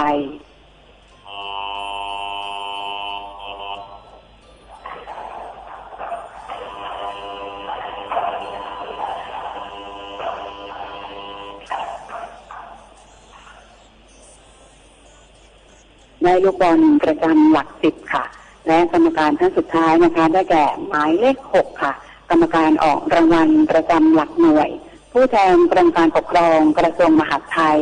นายรณรงค์ทิพย์สิริผู้อำนวยการศูนย์ปฏิบัติการบังคับใช้กฎหมายพนักงานฝ่ายปกครองสำนักงานสอบสวนและนิติการค่ะจะเปิดช่องให้ลูกบอลตกลงเป็นท่านสุดท้ายค่ะ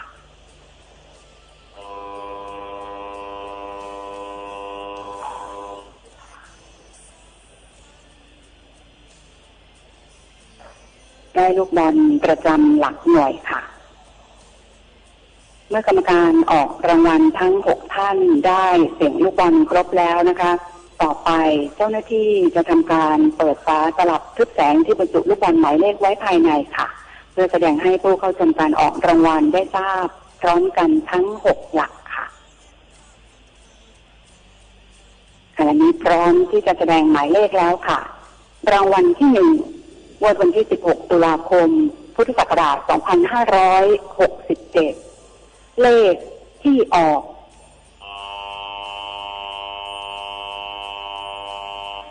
482-962-482-962ฟังอีกครั้งค่ะรางวัลที่1งวดวันที่16ตุลาคมพุทธศักราช2567เลขที่ออก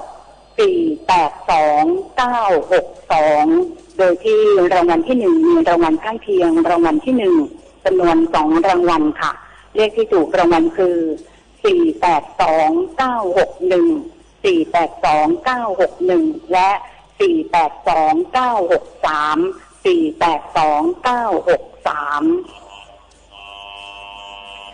รางวัลที่1ที่2ที่3ที่4ที่5รางวัลข้างเคียงรางวัลที่1พร้อมด้วยรางวัลเลขหน้า3ตัว2ครั้งรางวัลเลขท้าย3ตัว2ครั้งและรางวัลเลขท้าย2ตัว1ครั้งออกไปครบแล้วค่ะต่อไปจะให้เจ้าหน้าที่อ่านทานรางวัลสำคัญให้ฟังอีกรางวัลละ2ครั้งค่ะต่อไปจะอ่านทานรางวัลในงวดวันที่16ตุลาคมพุทธศักราช2567ค่ะรางวัลที่1 482-962 482-962รางวัลข้างเคียงรางวัลที่1 และ 482-963 รางวัลที่2ครั้งที่1 209-783 209-783 รางวัลที่2ครั้งที่2 960-616 960-616 รางวัลที่2ครั้งที่3 887-149 887-149 รางวัลที่2ครั้งที่4 091-247 091-247 รางวัลที่2ครั้งที่5 042-170 042-170 รางวัลที่3ครั้งที่1 744-996 744-996 รางวัลที่3ครั้งที่2 079-381 079-381 รางวัลที่3ครั้งที่3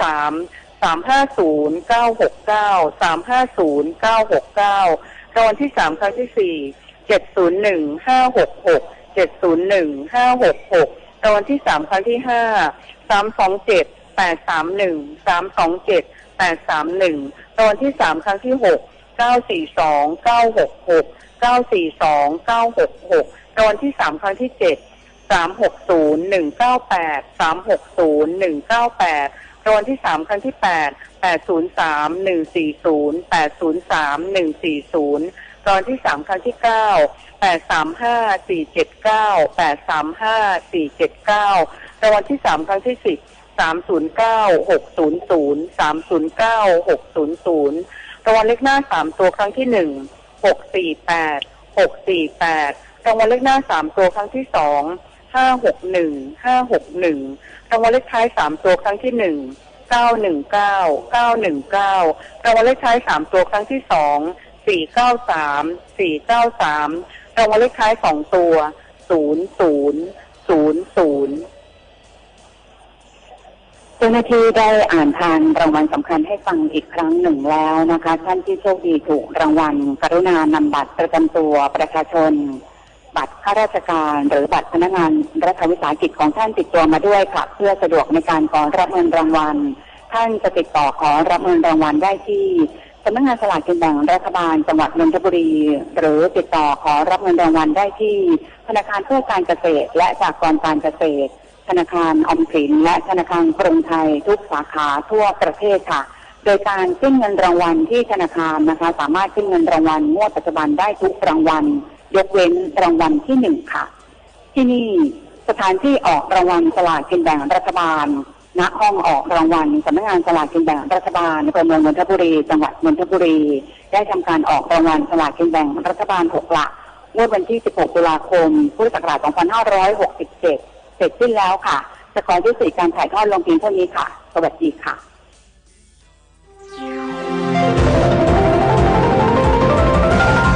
วิทยุแห่งประเทศไทยให้ความรู้คู่ความสุข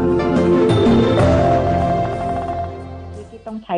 ร่างกายใช้แรงงานอื่นๆเนี่ยทำให้คนที่ทำอยู่หลายๆอาชีพไม่สามารถทำต่อไปได้สายตาแย่ลงยืนนานไม่ได้นะคะหรือว่าอยู่ในสภาพแวดล้อมที่ไม่เหมาะสมไม่ได้แล้วก็คือแต่ก่อนตอนวัยทำงานเนี่ยเคยทำได้พอเริ่มแก่ก็ทำไม่ได้แล้วเขาก็ปลดออกจากงานแล้วก็ไม่มีเงินเก็บก็เลยทำให้ต้องกลายเป็นคนไร้บ้านค่ะครับโอ้อย่างนี้เราจะทำยังให้สถานการณ์มันดีขึ้นเลยครับกรณีครับก็คงต้องดูแลเรื่องทางเศรษฐกิจนะคะต้องมีการเอื้ออารีอบอุ้มกันบ้างในกลุ่มที่เรียกว่าเราเห็นเขาเสื่อมถอยทางร่างกายถ้าเจ้าของสถานประกอบการหรือนายจ้างต่างๆเนี่ยช่วยอบรับเช่นเปลี่ยนตำแหน่งไปอยู่ในตำแหน่งที่เขาสามารถทำได้แม้จะแก่ตัวลงนะคะก็จะช่วยในเรื่องนี้ได้บ้างหรือปรับไปทำงานในส่วนที่ไม่ต้องใช้ความสามารถแบบเดิมแบบตอนวัยแรงงานแล้วแทนที่จะยกของหนักลองเปลี่ยนไปเรื่องจัดคิวไหมเรียงกระดาษหรืออื่นๆที่เขาพอทำได้ในหน่วยงานตัวเองได้ไหมคือถ้าช่วยกันคนละไม้คนละมือเนี่ยก็อาจจะทำให้มีคนตกงานน้อยลงหรือมีการจ้างงานกลุ่มคนที่มีร่างกายเสื่อมถอยเนี่ยได้มากขึ้นนะคะครับอย่างนี้หน่วยงานภาครัฐเนี่ยจะต้องมันมีกฎหมายอะไรที่ให้การคุ้มครองคนเหล่านี้บ้างไหมฮะค่ะก็มีเรื่องการเลิกจ้างนะคะแต่อย่างไรก็ตามก็ เจ้าของสถานประกอบการอาจจะดูตัวผลผลิตจากการทำงานเป็นหลักนะคะแต่การคุ้มครองของเราตอนนี้เนี่ยเราก็มีสวัสดิการสังคมให้บางอย่างเช่นถ้าเป็นผู้สูงอายุแล้วก็ได้เบี้ยยังชีพผู้สูงอายุหรือว่าตอนโดนออกจากงานโดนให้ออกให้เป็นแรงงานในระบบเนี่ยก็มีเรื่องการเลิกจ้างต้องมีค่าชดเชยหรืออื่นแต่อีกจำนวนหนึ่งเนี่ยเขาเป็นแรงงานนอกระบบแรงงานอิสระเขาอาจจะไม่มีหลักประกัน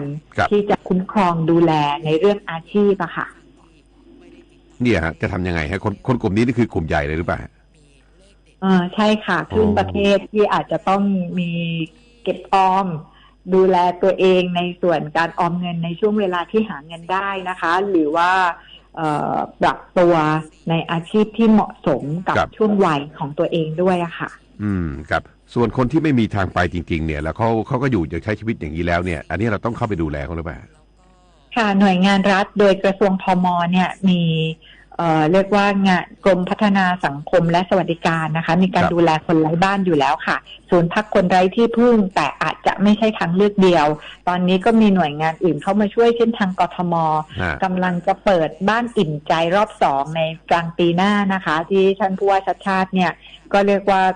เห็นความสำคัญสนใจคนกลุ่มนี้ที่อาจจะมีมากในกรุงเทพนะคะแล้วก็ของสสส.เองเนี่ยเราก็เปิดศูนย์พักจากภาคประชาสังคมเป็นหน่วยอื่นที่เข้ามาเสริมการจัดการของภาครัฐนะคะซึ่งหน่วยของที่สสส.สนับสนุนก็มีอยู่7จังหวัดน้องนี้ค่ะที่อาจจะมีรูปแบบแตกต่างจากการฟื้นฟูโดยรัฐแต่ว่ายังไงก็ตามภาครัฐน่าจะเป็นหลักดูแลจำนวนคนไร้บ้านได้มากที่สุดแล้วก็มีการฟื้นฟูส่งเสริมอาชีพด้วยค่ะแต่คนจำนวนหนึ่งไม่ได้เลือกที่จะเข้าไปอยู่ในศูนย์พักที่รัฐจัดให้ผมจะถามพอดีเอาเข้าไปก็หนีกลับออกมาว่าบอกว่าจะอยู่ข้างนอกดีกว่าอะไรค่ะก็ต้องจัดการต่อไปแล้วก็เขาเองตัดสินใจที่จะเลือกใช้ชีวิตบนพื้นที่สาธารณะค่ะครับทำไมก็ถึงตัดสินใจอย่างนั้นครับเพราะอะไรบางคนก็รู้สึกเป็นอิสระนะคะค่ะแล้วก็การเวลาเข้าไปอยู่ตามศูนย์มีกฎกติกาค่ะที่ต้องดูแลมีเวลาเข้าออกมีของที่เอาติดตัวไปได้จำกัดนะคะแล้วก็อาจจะบางคนอยู่เป็นครอบครัวสามีภรรยาก็ต้องแยกอยู่ชายหญิง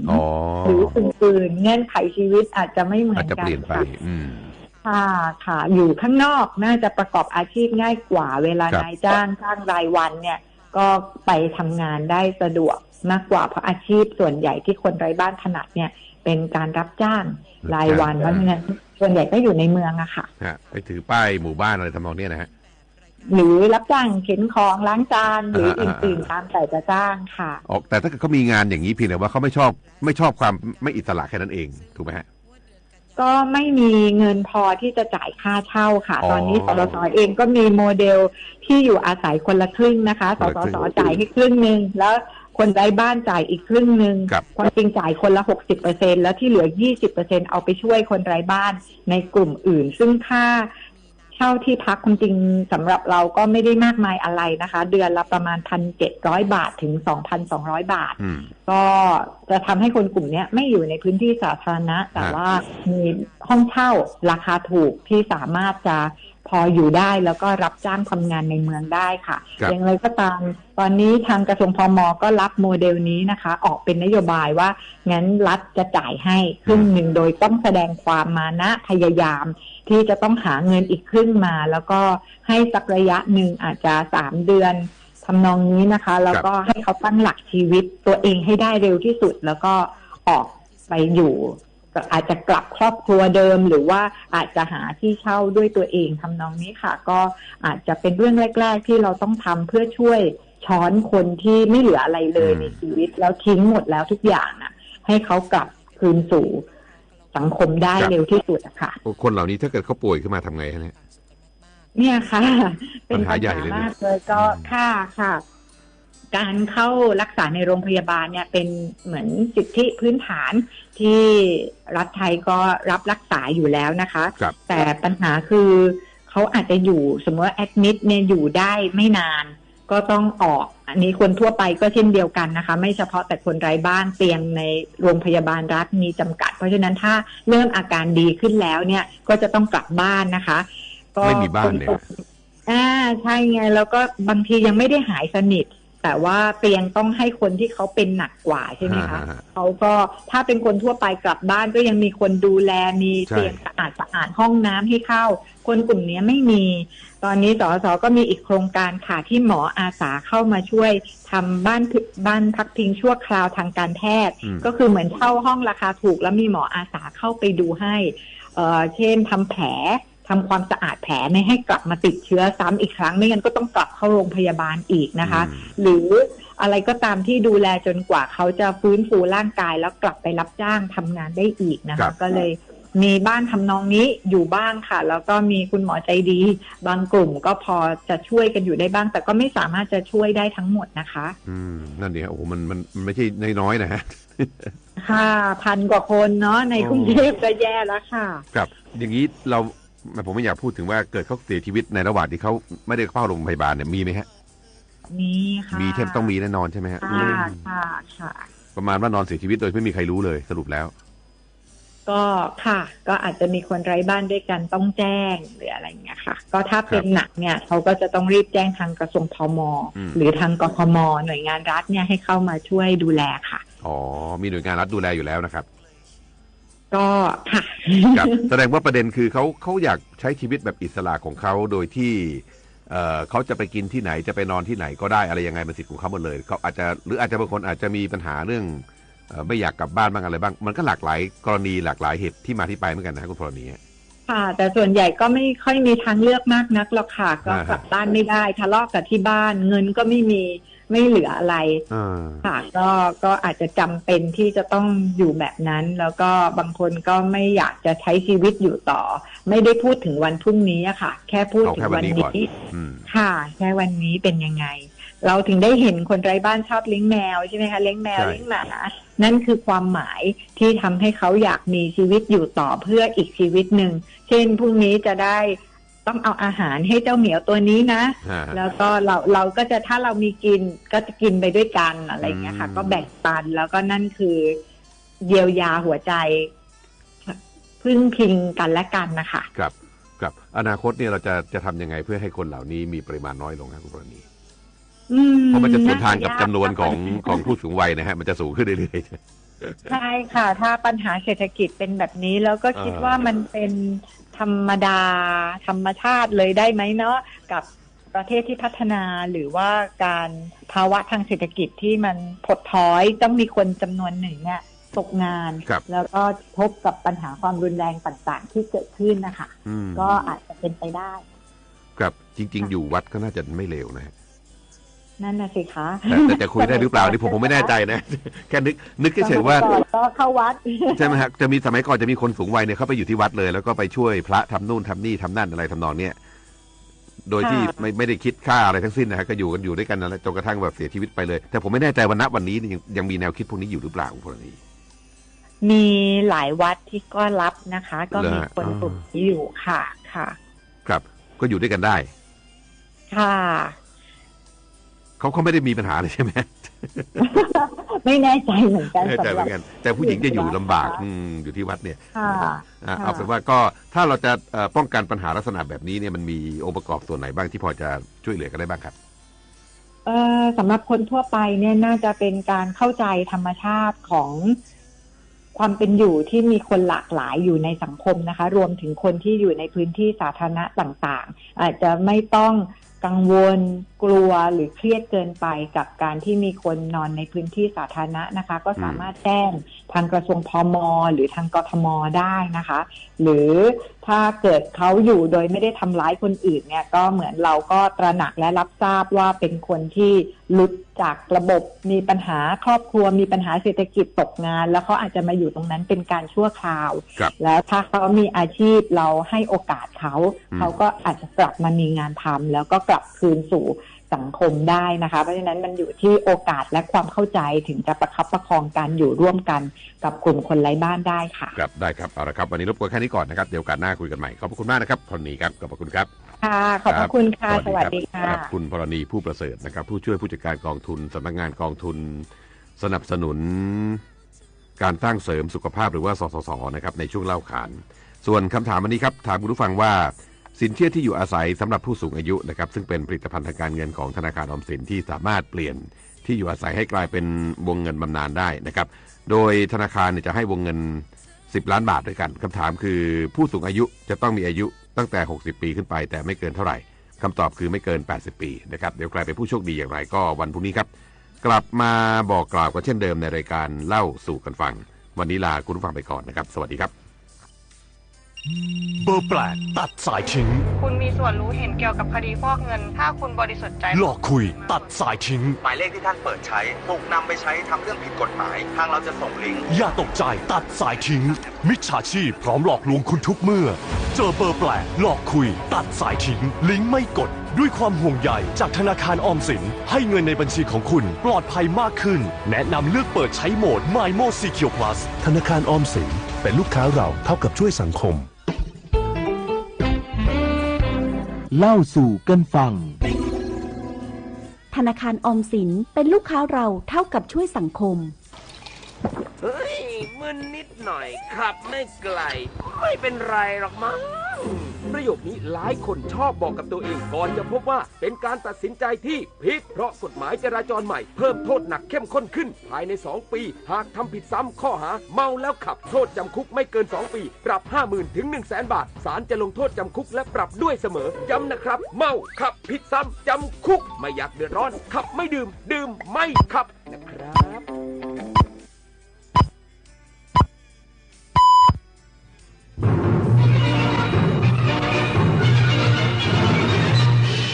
สถานีวิทยุกระจายเสียงแห่งประเทศไทยและเครือข่ายทั่วประเทศเสนอข่าวต้นชั่วโมงรู้เร็วรู้จริงเกาะติดทุกสถานการณ์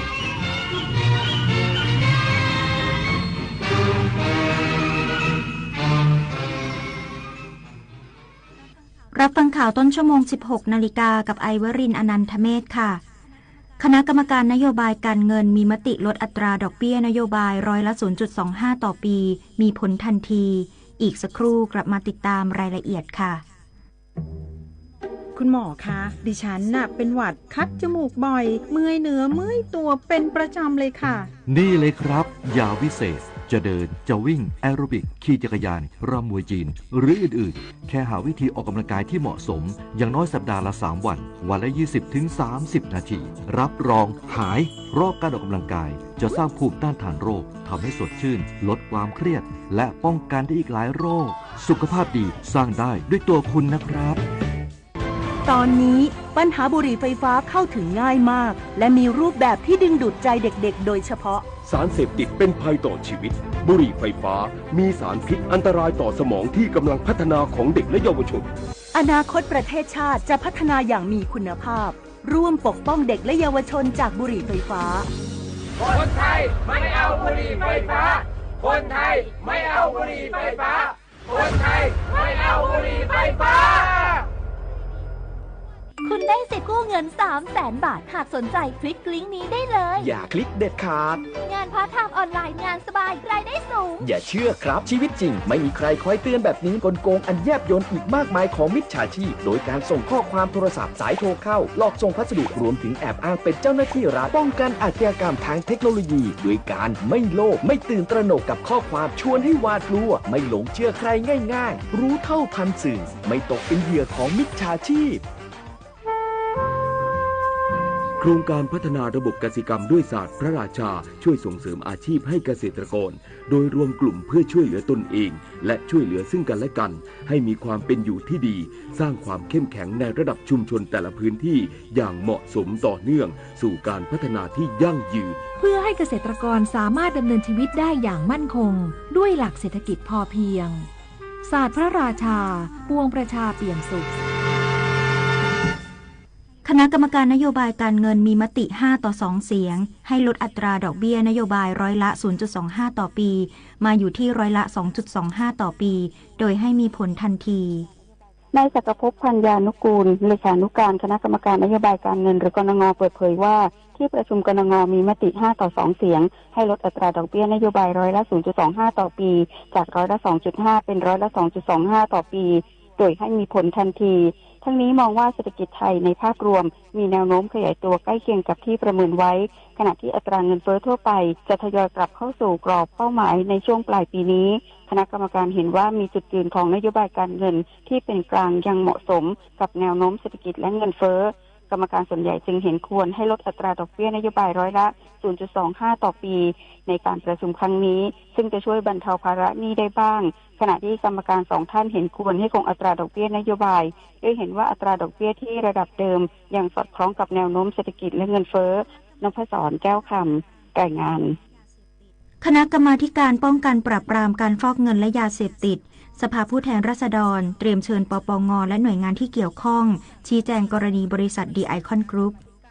นายเลิศศักดิ์พัฒนาชัยกุลประธานคณะกรรมาการการป้องกันปราบปรามการฟอกเงินและยาเสพติดสภาผู้แทนราษฎรแถลงภายหลังการประชุมพิจารณาเกี่ยวกับบริษัทดีไอคอนกรุ๊ปจำกัดว่ากรรมาการจะติดตามประเด็นฉ้อโกงประชาชนเนื่องจากคดีนี้มีประชาชนได้รับความเสียหายจำนวนมากและในสัปดาห์หน้าจะเชิญหน่วยงานที่เกี่ยวข้องมาให้ข้อมูลเช่นสำนักงานป้องกันและปราบปรามการฟอกเงินหรือปปง.กองบัญชาการตำรวจสอบสวนกลางผู้เสียหายและผู้บริหารบริษัทดีไอคอนเข้าชี้แจงอย่างไรก็ตามเห็นว่าสามารถที่จะเอาผิดกับผู้บริหารของบริษัทได้ดังนั้นจะมีแนวทางว่าจะตั้งคณะอนุกรรมาธิการขึ้นมาเพื่อติดตามเรื่องดังกล่าวเพื่อให้ประชาชนได้รับความเป็นธรรมในเรื่องของการเยียวยาสำหรับในส่วนของสภาผู้แทนราษฎรอาจจะมีการพิจารณายติด่วนในเรื่องดังกล่าวด้วยเช่นกันหากสภาผู้แทนราษฎรมีมติอย่างไรคณะกรรมาธิการยินดีจะรับดำเนินการต่อไปวาสนาตระเกตรายงานล่าสุดเมื่อเวลา 15 นาฬิกาที่ผ่านมา นายวรัตพล วรัตน์วรกุลหรือบอสพอลผู้บริหารบริษัทดีไอคอนกรุ๊ปเดินทางมาถึงสำนักงานคณะกรรมการคุ้มครองผู้บริโภคหรือสคบ.เพื่อชี้แจงข้อเท็จจริงและเข้ารับการสอบสวนโดยเจ้าพนักงานของสคบ.หลังจากไม่มาตามนัดในช่วงเช้าที่ผ่านมาโดยไม่ได้ตอบคำถามสื่อมวลชนและหลบเข้าไปในห้องรับรองของสำนักงานสคบ.พร้อมกับทีมงานเจ้าหน้าที่ทหารและสำนักการระบายน้ำกรุงเทพมหานครร่วมทำความสะอาดฟื้นฟูบ้านเรือนประชาชนที่ได้รับผลกระทบจากเหตุอุทกภัยในพื้นที่บ้านไม้ลุงขนอำเภอแม่สายจังหวัดเชียงรายบรรยากาศการทำความสะอาดบริเวณชุมชนบ้านไม้ลุงขนอำเภอแม่สายจังหวัดเชียงรายเจ้าหน้าที่ทหารรวมถึงส่วนที่เกี่ยวข้องยังคงเดินหน้าทำความสะอาดบ้านเรือนประชาชนและบริเวณถนนในชุมชนอย่างต่อเนื่องโดยเฉพาะบริเวณถนนขณะนี้รถเล็กเริ่มสัญจรได้ด้านเจ้าหน้าที่จากสำนักการระบายน้ำกรุงเทพมหานครในวันนี้ได้ดำเนินการล้างท่อระบายน้ำที่มีโคลนอุดตันพร้อมเคลียร์ขยะตกค้างภายในท่อเพื่อให้การระบายน้ำทำได้อย่างสะดวกโดยตั้งแต่ช่วงเช้าที่ผ่านมาเจ้าหน้าที่ได้ทำการล้างท่อระบายน้ำในชุมชนบ้านไม้ลุงขนแล้ว2 จุดเพื่อระบายน้ำออกสู่คลองชลประทานในวันนี้มีจิตอาสาจากมูลนิธิดอยเวียงแก้วมาให้บริการข้าวกล่องและน้ำดื่มเพื่อขอบคุณเจ้าหน้าที่ที่มาฉีดล้างทำความสะอาดช่วยเหลือประชาชนสำหรับพื้นที่บ้านไม้ลุงขนที่ผ่านมาได้รับผลกระทบจากเหตุอุทกภัยมีบ้านเรือนเสียหายกว่า189หลังคาเรือนได้รับการฟื้นฟูแล้ว170หลังคาเรือนคิดเป็น 90%เมทัศน์จำศรีทีมข่าวเฉพาะกิจสำนักประชาสัมพันธ์เขต 3รายงานจากจังหวัดเชียงรายผลการออกสลากกินแบ่งรัฐบาลงวดประจำวันที่16ตุลาคม2567รางวัลที่1 482962รางวัลเลขหน้า3ตัว648และ561รางวัลเลขท้าย3ตัว919และ493ส่วนรางวัลเลขท้าย2ตัว00จบข่าวไอวรินทร์อนันทเมธอ่านรับฟังข่าวครั้งต่อไปเวลา 17 นาฬิกาติดตามข่าวที่นำเสนอไปแล้วได้ที่ www.thainews.prd.go.th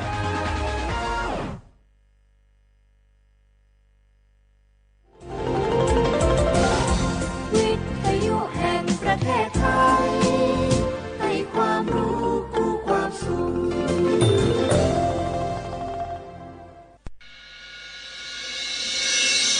สถานีวิทยุกระจายเสียงแห่งประเทศไทยจังหวัดเชียงใหม่ AM 1476 กิโลเฮิรตซ์สถานีวิทยุภาคภาษาชาติพันธุ์แห่งเดียวในประเทศไทยที่มีความทันสมัยเชื่อถือได้สร้างอัตลักษณ์กลุ่มชาติพันธุ์สู่สากล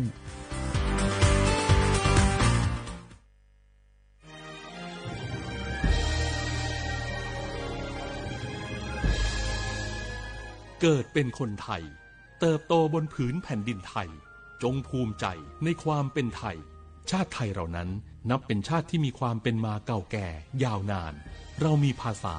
วัฒนธรรมและมีสิ่งต่างๆที่เป็นเอกลักษณ์ให้เราได้ภาคภูมิใจในความเป็นคนไทยเราควรเห็นคุณค่าและมีความรักชาติหวงแหนแผ่นดินอันเป็นมรดกของบรรพชนร่วมภาคภูมิใจในความเป็นไทยโดยสำนักประชาสัมพันธ์เขต 3 กรมประชาสัมพันธ์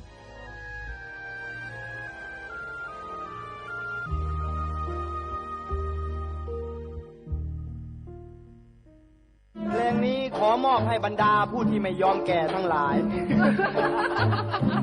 เตรียมตัวสู่สังคมผู้สูงวัยใจต้องพร้อมพูดจักอดพูดจักออมวางแผนชีวิตออมเงินไว้ใจในวัยชราบริหารการเงินให้รัดกุมเช่นการทำบัญชีรายรับรายจ่ายของตนเองบริหารหนี้สินให้ดีบ่มีหนี้ดีที่สุดแล้วก้าวสู่สังคมผู้สูงวัยอย่างมั่นคงแก่แต่ตัวแต่หัวใจยังมีไฟด้วยความปรารถนาดีจาก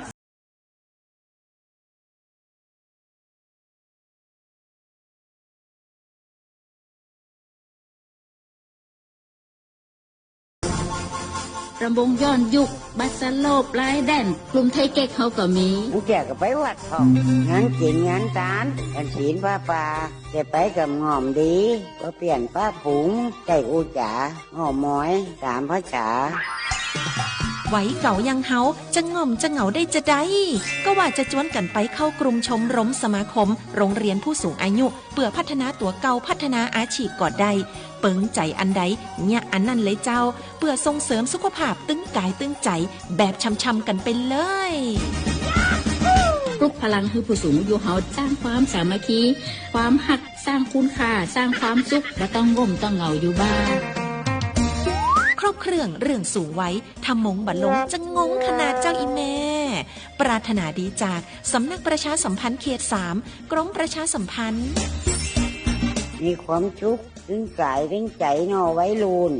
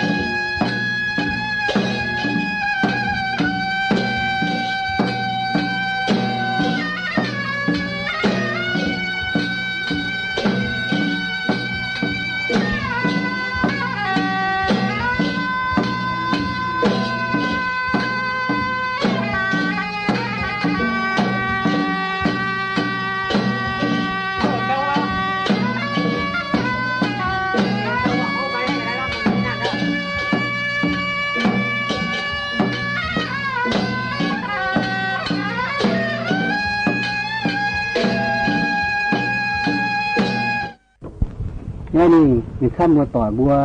หมอยาตุตุได้เต้ดูงได้ถ้าเสียวต่อเฟยดูงทุกเพี้ยตายเหียตอนจะได้ว่าดูเฟยต่อเขาว่าก้อนจังเสียยิมกับเปี้ยวเขาว่าปั่นโทรเลยเฟยแง่เขาว่าขับรถไถตุเบี้ยนมิงตุแต่มิงเงาเซเขาเรียนหานินตุตุนเตตุเพี้ยนเตดูงตายตุไปฟิตอัดสถานีมึงข้ามต่อบุกมวังก็เต่านี่เช่นเซมัวต่อยตัวหันเซดูรอเซเขาเรียนเตนบัวนั่นข้ามต่อบัวมาเยอะตุนเซดูมีตัวเยอะเซทั้งตามข้ามต่อมอตาเยอะตุอันข้ามต่อเซตุนะบัวเต่าตุฟ้าพังเวจานาเสียเจ้าวันนี้ฮิโรเทียสุติเจ้านาจริงเสจาง ออินนายางเวจาอยู่นายามเท่าเนี่ยอ่อนเอ้ยคนหน้าฝานทินเดียเอ้ยเสียวเจ้าเสียวต่อเจ้ายามอินเนทายติวเพอวันเนี่ยหินเอ้เวฟังเจ้านาฟานคนเสียโยโซเตเวเจ้าวานาสินเนวิเนสินปางเงวิเอตอยวิเตยนายังหัวมา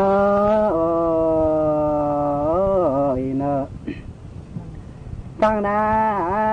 ติงเวจาเพียเตเพียญางเงโอ้ยเมหิวเตทั้งนอ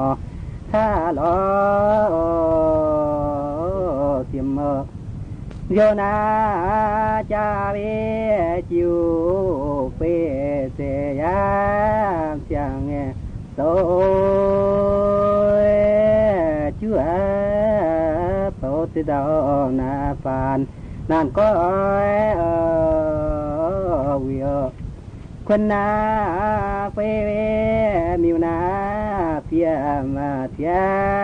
นจังยมแค่ยาเพียเทนาทองลอนาเนเสียมาทานาลอเวกิวนาเฟเวสิโอเจ้าเสียนขานาทินไม่ทางเตโตทอปัวโมเวโซนาแสงยาปิญญแมงคุยนาเสียมจินเปยเสียวต่อเจ้าจิวนาเฟเวจาจางอยู่นี่เนี่ยเลยเดียตุเตเยนโยทินเดียเปียวโยเดียเวเตกานาแม่ยามเนี่ยเป็นยามหิวเตปนาจุนแมงตายตายมิวนาปินนาหินมาไปลีเนโตยาจินเตปนาเนียนเทตายลาวตูนากินเวโฟญานาเปียมตงคูโอมิวนาเตมานาติวอ่อนลอจีเดียนาโฮเวมาติวยานโยโตตอยตัวเตติวนาตวังสร้างสางเนี่ยนะยามทรงเวไลโยโตคอยเนี่ยเมื่อเมตรงเตเสียมตาเชื่อตรงจริงเหลือโลเวแห่งจอยทินโหเนี่ยโลแทตอยเตเลียมเนอจอยจะตีเงจิวยาญาเวเลียงปีนาฮอบจังโล คอจ้าตีเงยจวงคิวเปียวแม่หิวเวเลมเสียทางนอเนี่ยยังเอ้ยท้าโปเตเลมนัดเตนานก็วิมอแม่เวแสงอย่างต้อยสิเนี่ยสังเอ้ยจ้าฟ้าที่อ้อมนาเปียมด้วยอ้อมหวังจีไม่แม่ดินนากีเนเป็นอยู่เนี่ยน้อยเอ้ยมอนาปิงที่หูกูเนติเปญยามหิวเวเปญนาแม่ตายเนี่ยโยท่าเป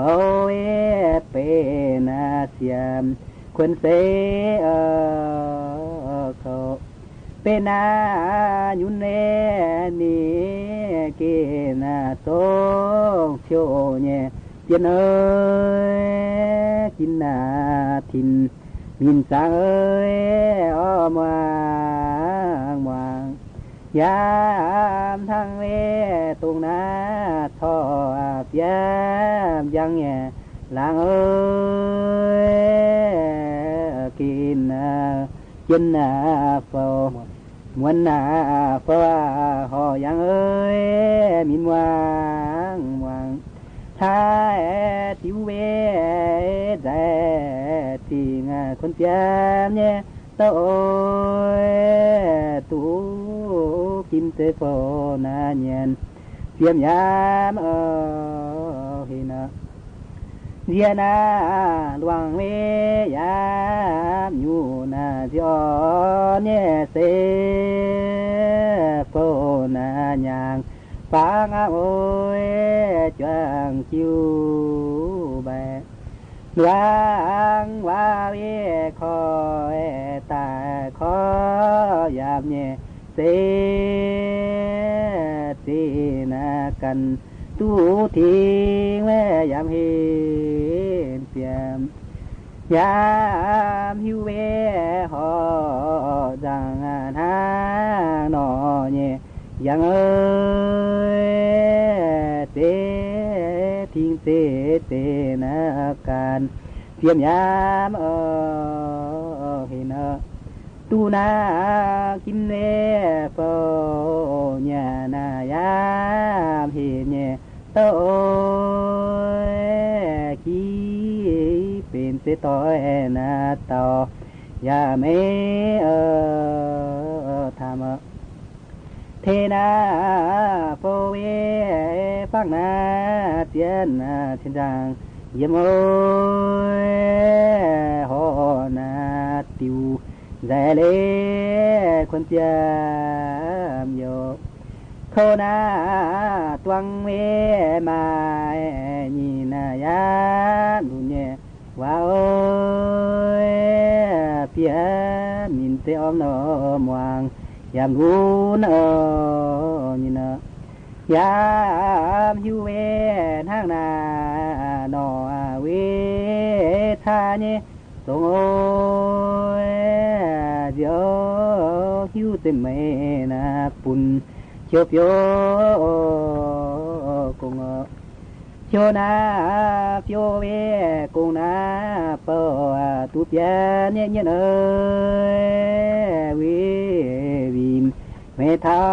เวแมงกุยยามทินนาเอนาเตนาตงยามสิวเนี่ยเปยตูเปเตเสียมเนติคนเสยเลยโยฟังนาทูเวใจติงแควนเสียมเนี่ยตรงโอยดาวนาเนียนโตเตเอ้ยนานเสียมเนติง สุนาปินแน่ปอจูนายะญาเงทิงเทนทองใจเลมงคอเรียนจานาฟังเวปอจุนาเปียมเอเนลอยนี่เวเตโตเลเดียวทางสุยตังเอตุนเนดันก่อนเสียมาเทียนไปเนี่ยโอ้ยดงท่าติแลนาโตตุนตังเปียมาตุนนาเปียมแม่ที่เสียมาเท่าเนี่ยเปต้องท่าติเที่ยวนาติงก็แย่นติวต้องจาเววีจิวมอเสียวเนี่ยลอยเปลิวตีทางโลนอนาข้อเรียนจับสร้างเมพูนตายเตเมแกงเนี่ยโลยโยเปตเสียมนาทีขอเตยละเขากินนากว่าเวขวานายามเท่าเนี่ยโลต้องเลิศจ่ายามตู้เอ้ยเปียนี่เนอสิงตูนาแปลงเวต่อยต่องเยอะยามเนี่ยเชื่อเอ้ยหอยลิวเตเสียลิวเตเพียมยามนาแสงเพียมเสลกายเนมเสเวชานาลิวพดมีเฟอเนี่ยแม่ทางท้ายเสฟังโลตายเทียมเมกายท้าลิวเวปอตาเดือนเสเนี่ยเงี้ยเอ้ยเฟต่อยเตจองนาตวงเพียมเสลกายเปียนโนเวฟ้าตูนามีเฟอเนี่ยแม่เอ้ยบิวนาเสเปียนโนเวเสียวปวงเสียวกีเมเวนินากีเนเปอยู่เนี่ยน้อยตรงนาจุนแสงเสียมเอ้ยแมงเกวเยี่ยมเจ้าเพียวเวกงนาเป้าเวจนเนี่ยโอ้ยเทียนาฟานเปลี่ยนเราเวแมงนาเนตองจ้าตวงแม่เมาเนี่ยนาตุเปเนี่ยหิวเอ้ยเทียชีนเตสิงนาตายยามต้อยตรงเชียคินเชียเวสิงยามต้อยเนี่ยยังเอ้ยตวงนาเนียนเชียวเปียวเจียวเจียวเวคานโปเนี่ยนะเชียวเตเวยามแกงตูเท่าเนี่ยโอ้ยเปียนเราเตปวงนาเนียนตบเปียนนี่นะสินนามิวเวทิตัวฟังหัวเนี่ยเจียมเนี่ยตีได้นาทิงนันจาลทิง mua tỏi về nhà na rồi phang nghe rồi chủ nhé khá chiêm nhà thì họ na rằng thằng giang tại quê họ về trái tình thang nọ nhé giang ơi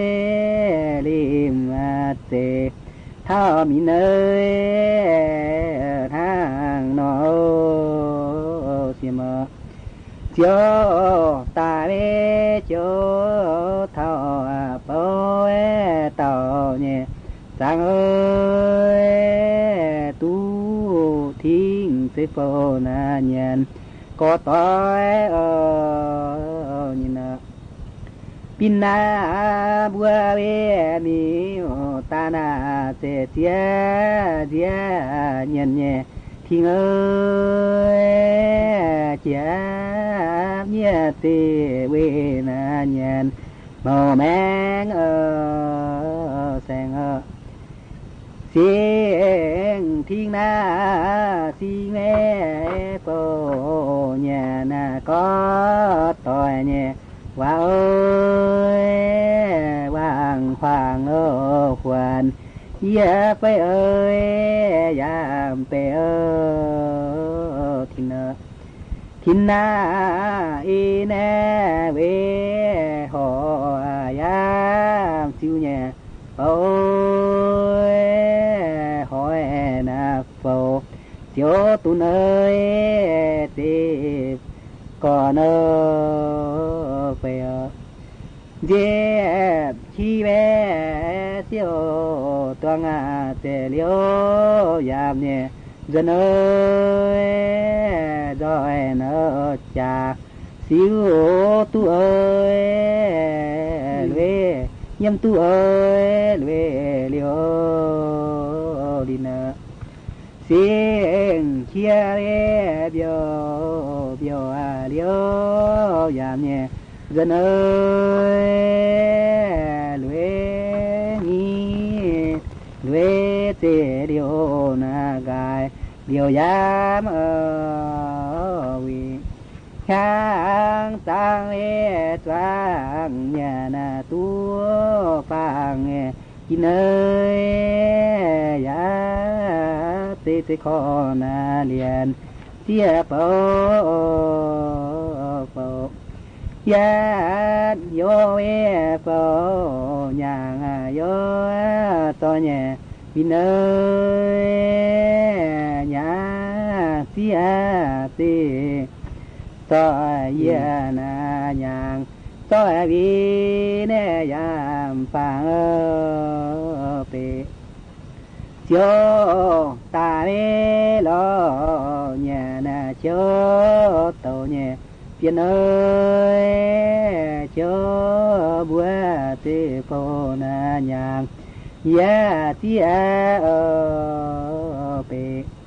cha min na pe liu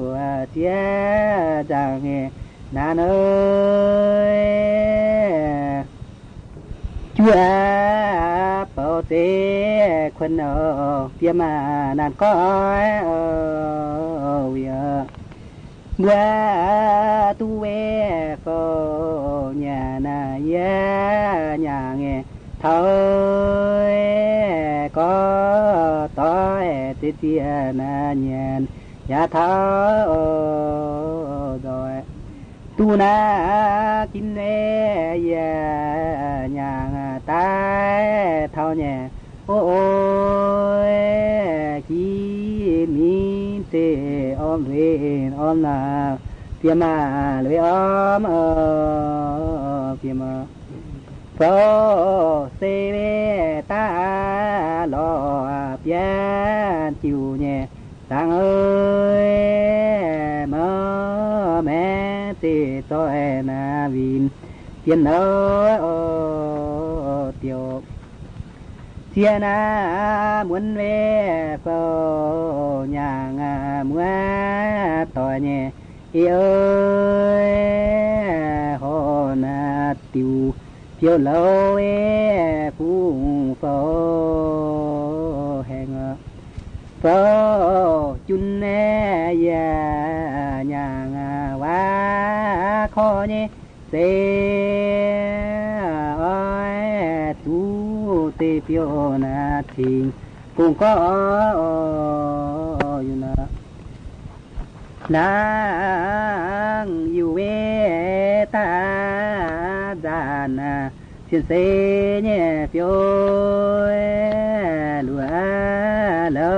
เตเปียวนาทิ้งกุงก็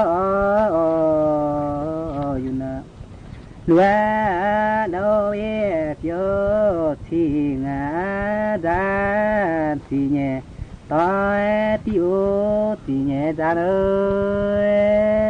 ฟังเท้านานาดอยามเจ้าเชียวยานเจ้าเวกว่าอย่างตอยทิ้งเนี่ยเดียวต้องนาจากเสียวกว่าเปลี่ยนจิวโยญาณว่าเว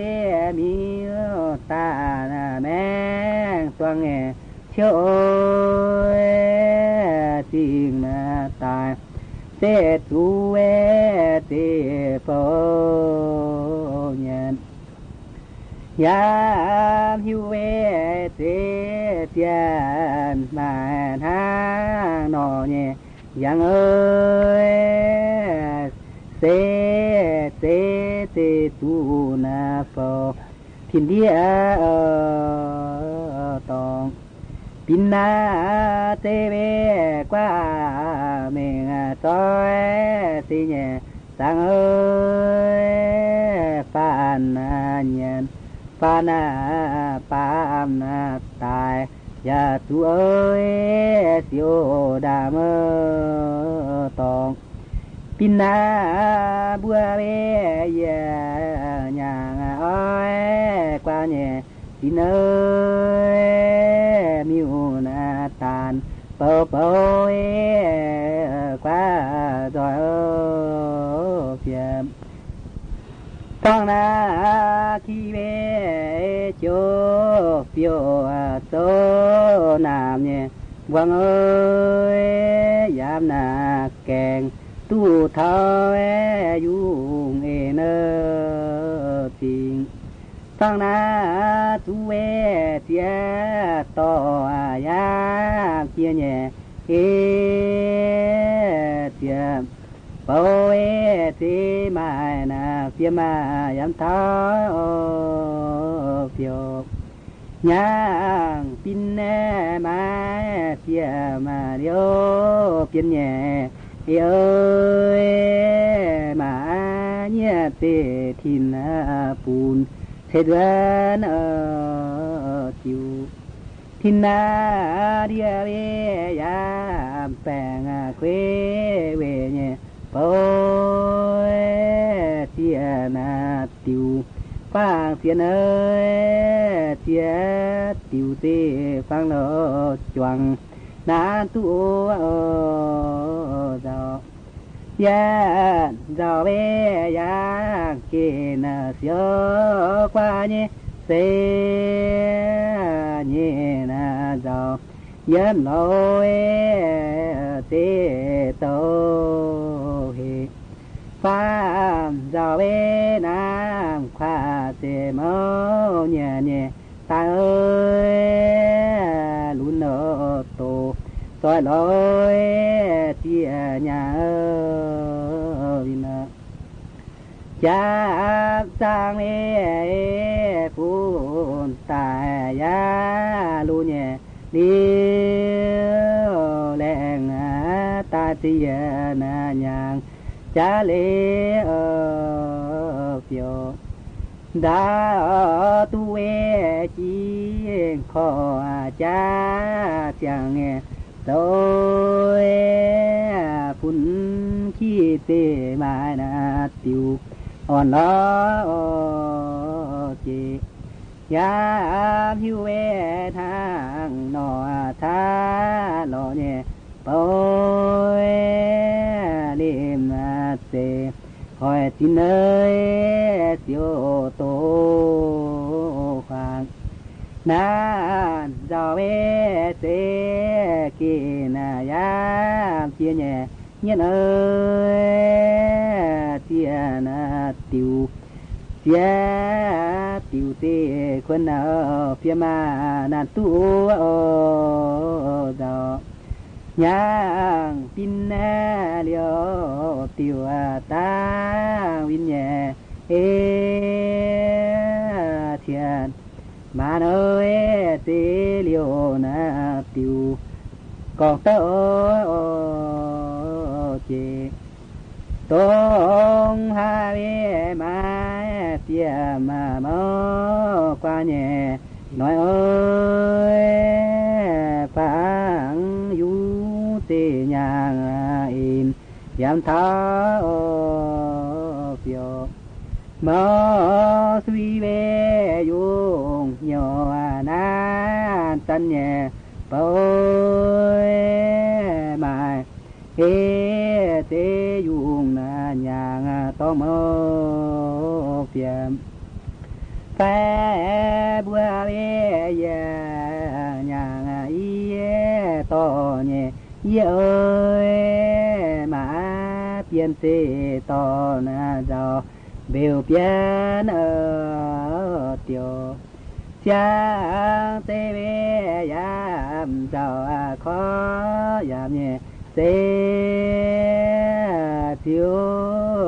tu tê giàu tài khuôn vai ở phiền yang pin to giàu mai nam nhẹ nhối tông na mai chia hi nè che phiền chê mi pin to giàu nan pun nhẹ tu nơi nan pun nhẹ che ơi tiêu tiêu ra phang ơi lue liêu lina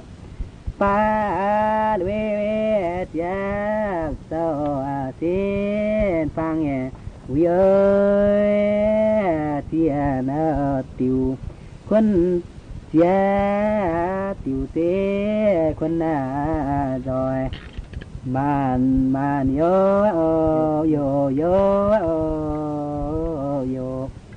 ngõ quê đào nhà nè thế tụ nhẹ ơi xin chiều xin quý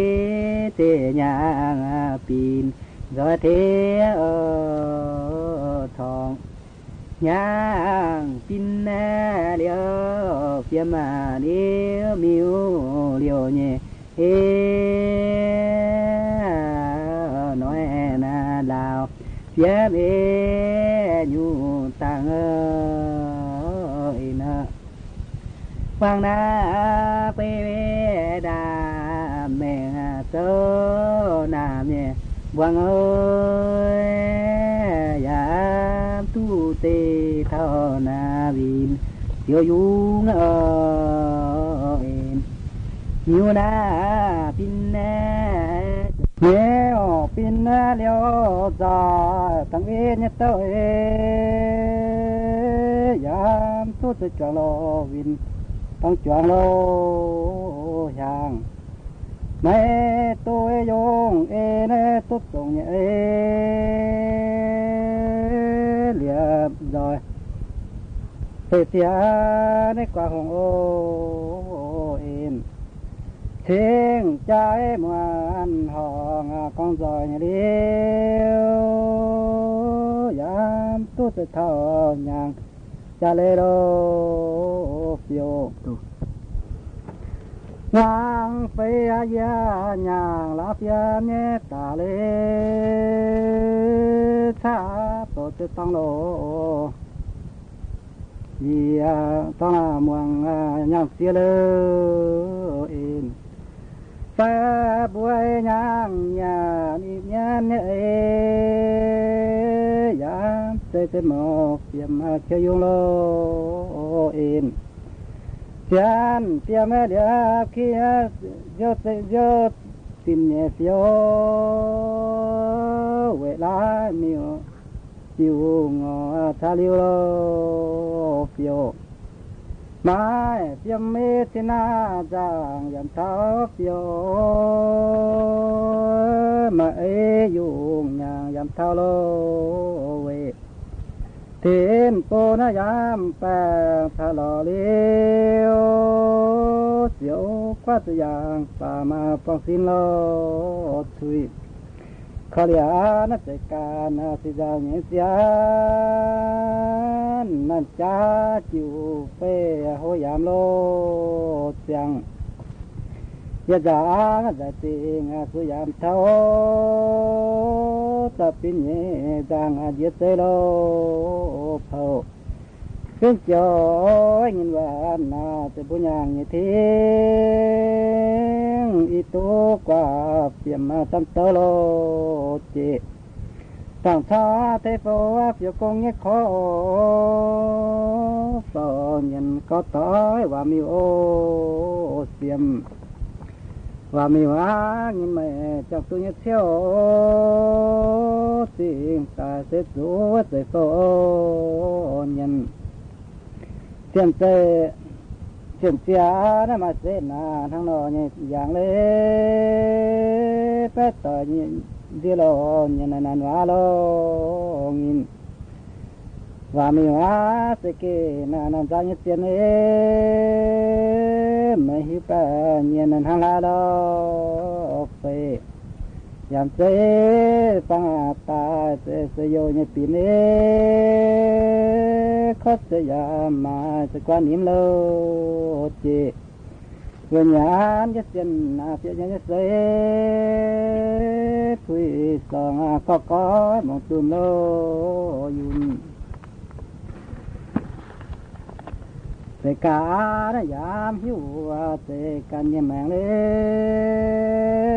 เตียนเชียเสอุตินโหไม่ยามโลยัง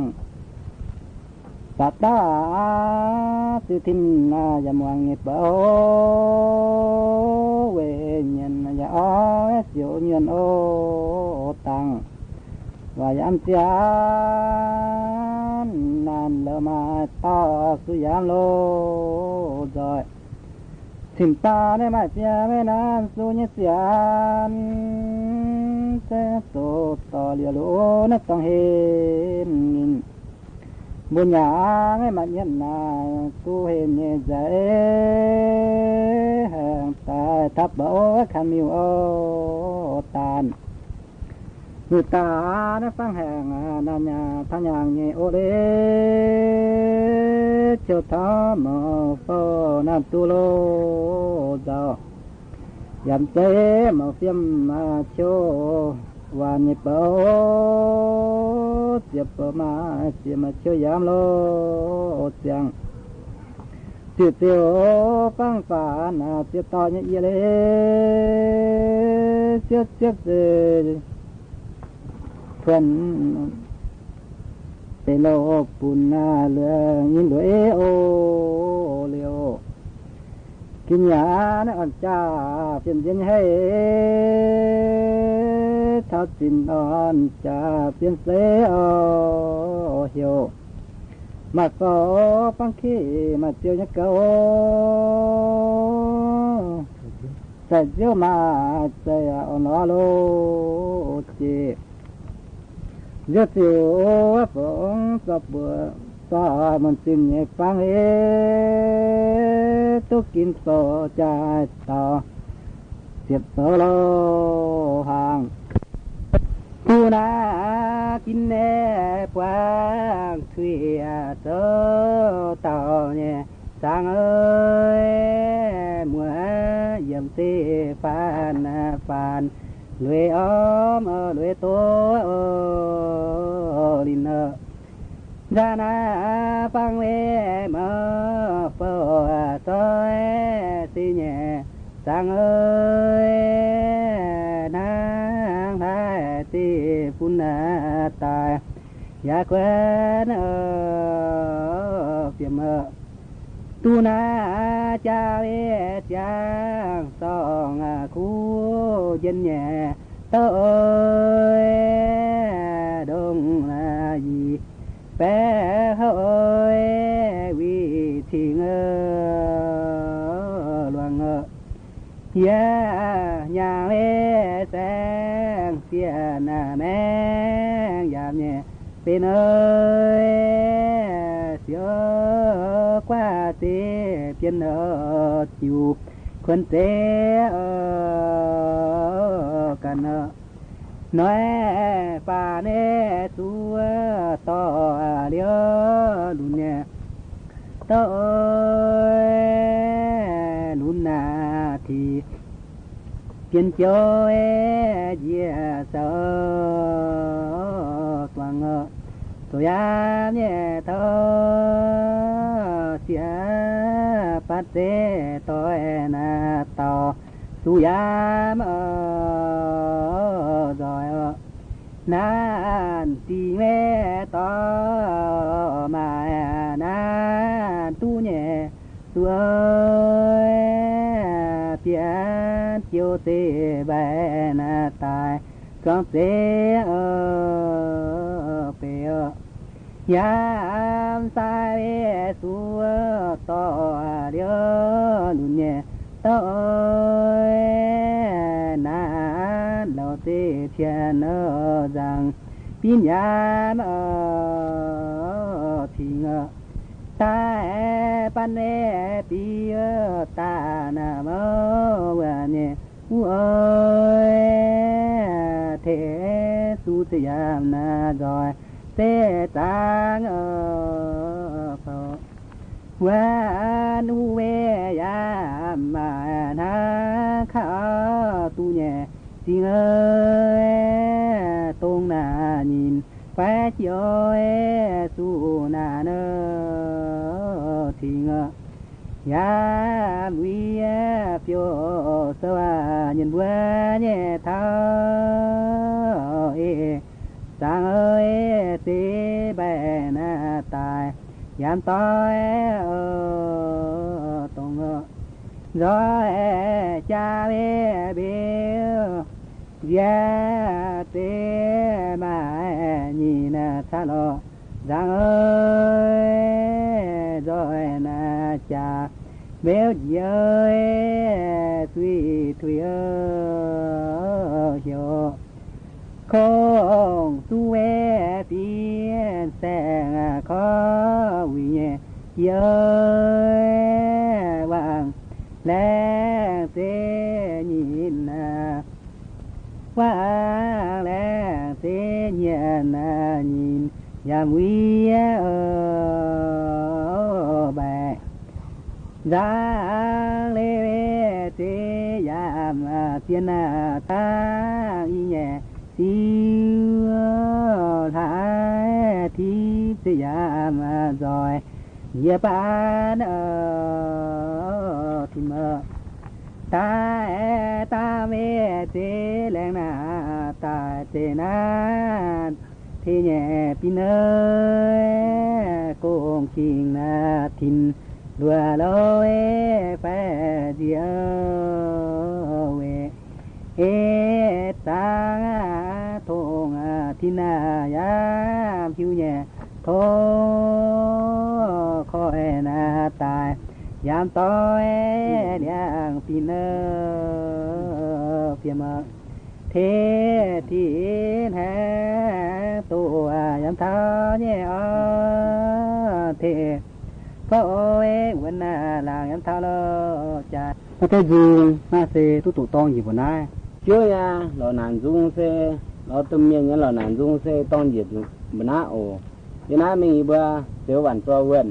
หัวเส้นเสียตอนก็จ่อว่าอันเจ้านั้นปุ่มบัวปุ่มแต่จุนลุนเดียโอยันนั้นเนี่ยมันตัวหมอโตฟื้นหอนโตหาเค้อเรือหลุยเสียต่อควาหนุนย่างทิ้นลุงอันเจียมชายหย่ำหันไปหันเจียมข้าหมอมายุนหมอโตฟื้นหอนโอกว้างเสียงซาตาแมงโหสายชีชื่อจริงตรงคว้าหลวงเจ金山相愿天相交，宝殿香中配凤凰，天云应见金水顶，回将金山观音香。以身天下不安心，琉璃以诸国光阴，也随富汉蒙有救，难度将两chưa随kinh。Thằng sĩ trang sang trang liều xế, hoàng cú liều xin phụ tuấn liều, cứ tới khử con giảm phấn mạnh, hãy nhận khử con sửa mạnh yêu, thằng tôn tỏa trang hai yên phú. Liều lò chinh tông hai lồng xiên, nà niên nà trình khứa nàn kha, bố chi vẫn ú nái tiền lẻ, sẽ giả yếu mà chụp bết giảng, tiền vẫn thằng tiền đó xíu chạy. Tình cha sở thủ to liền lý, sú chi thông minh phụ nái hò. Chính san làng ní tạo ngõ tí vang, phải ở tí ú chính khó chàng, nè xí xin cha tí thiên su, xíu thể phân xí sang yên làng, xíu chú xin lẻ phụ thông minh, phụ bí cho dông, sang yên quế ní xí tế thiên hạ sú, cho mình xin băng quá cho thiên, chẳng dông yên táo phóng vàng thai, thùng chính phủ yên trên xíu thai, chỉ léo tàn hàng su niên phá, chỉ phân màu màng yếm tông bè. Chính ý chào ngồi yết xí ní, phình phè tỏ chi trang vần trang, xin sơ phụ tể hao hà lò, hao tó chinh hà mát sú hồng. Nằm khoái yêu tổng toan chiếu, mảnh toan yếm xỉu vang lò tiêm, yang zông yên tạo. Yên tạo ưu thân chiếu, lồng phùng khoa gói khánh nhằm yêu, xí liều tông khoái mở nhân lò, yết xin phê phá dân tông liều.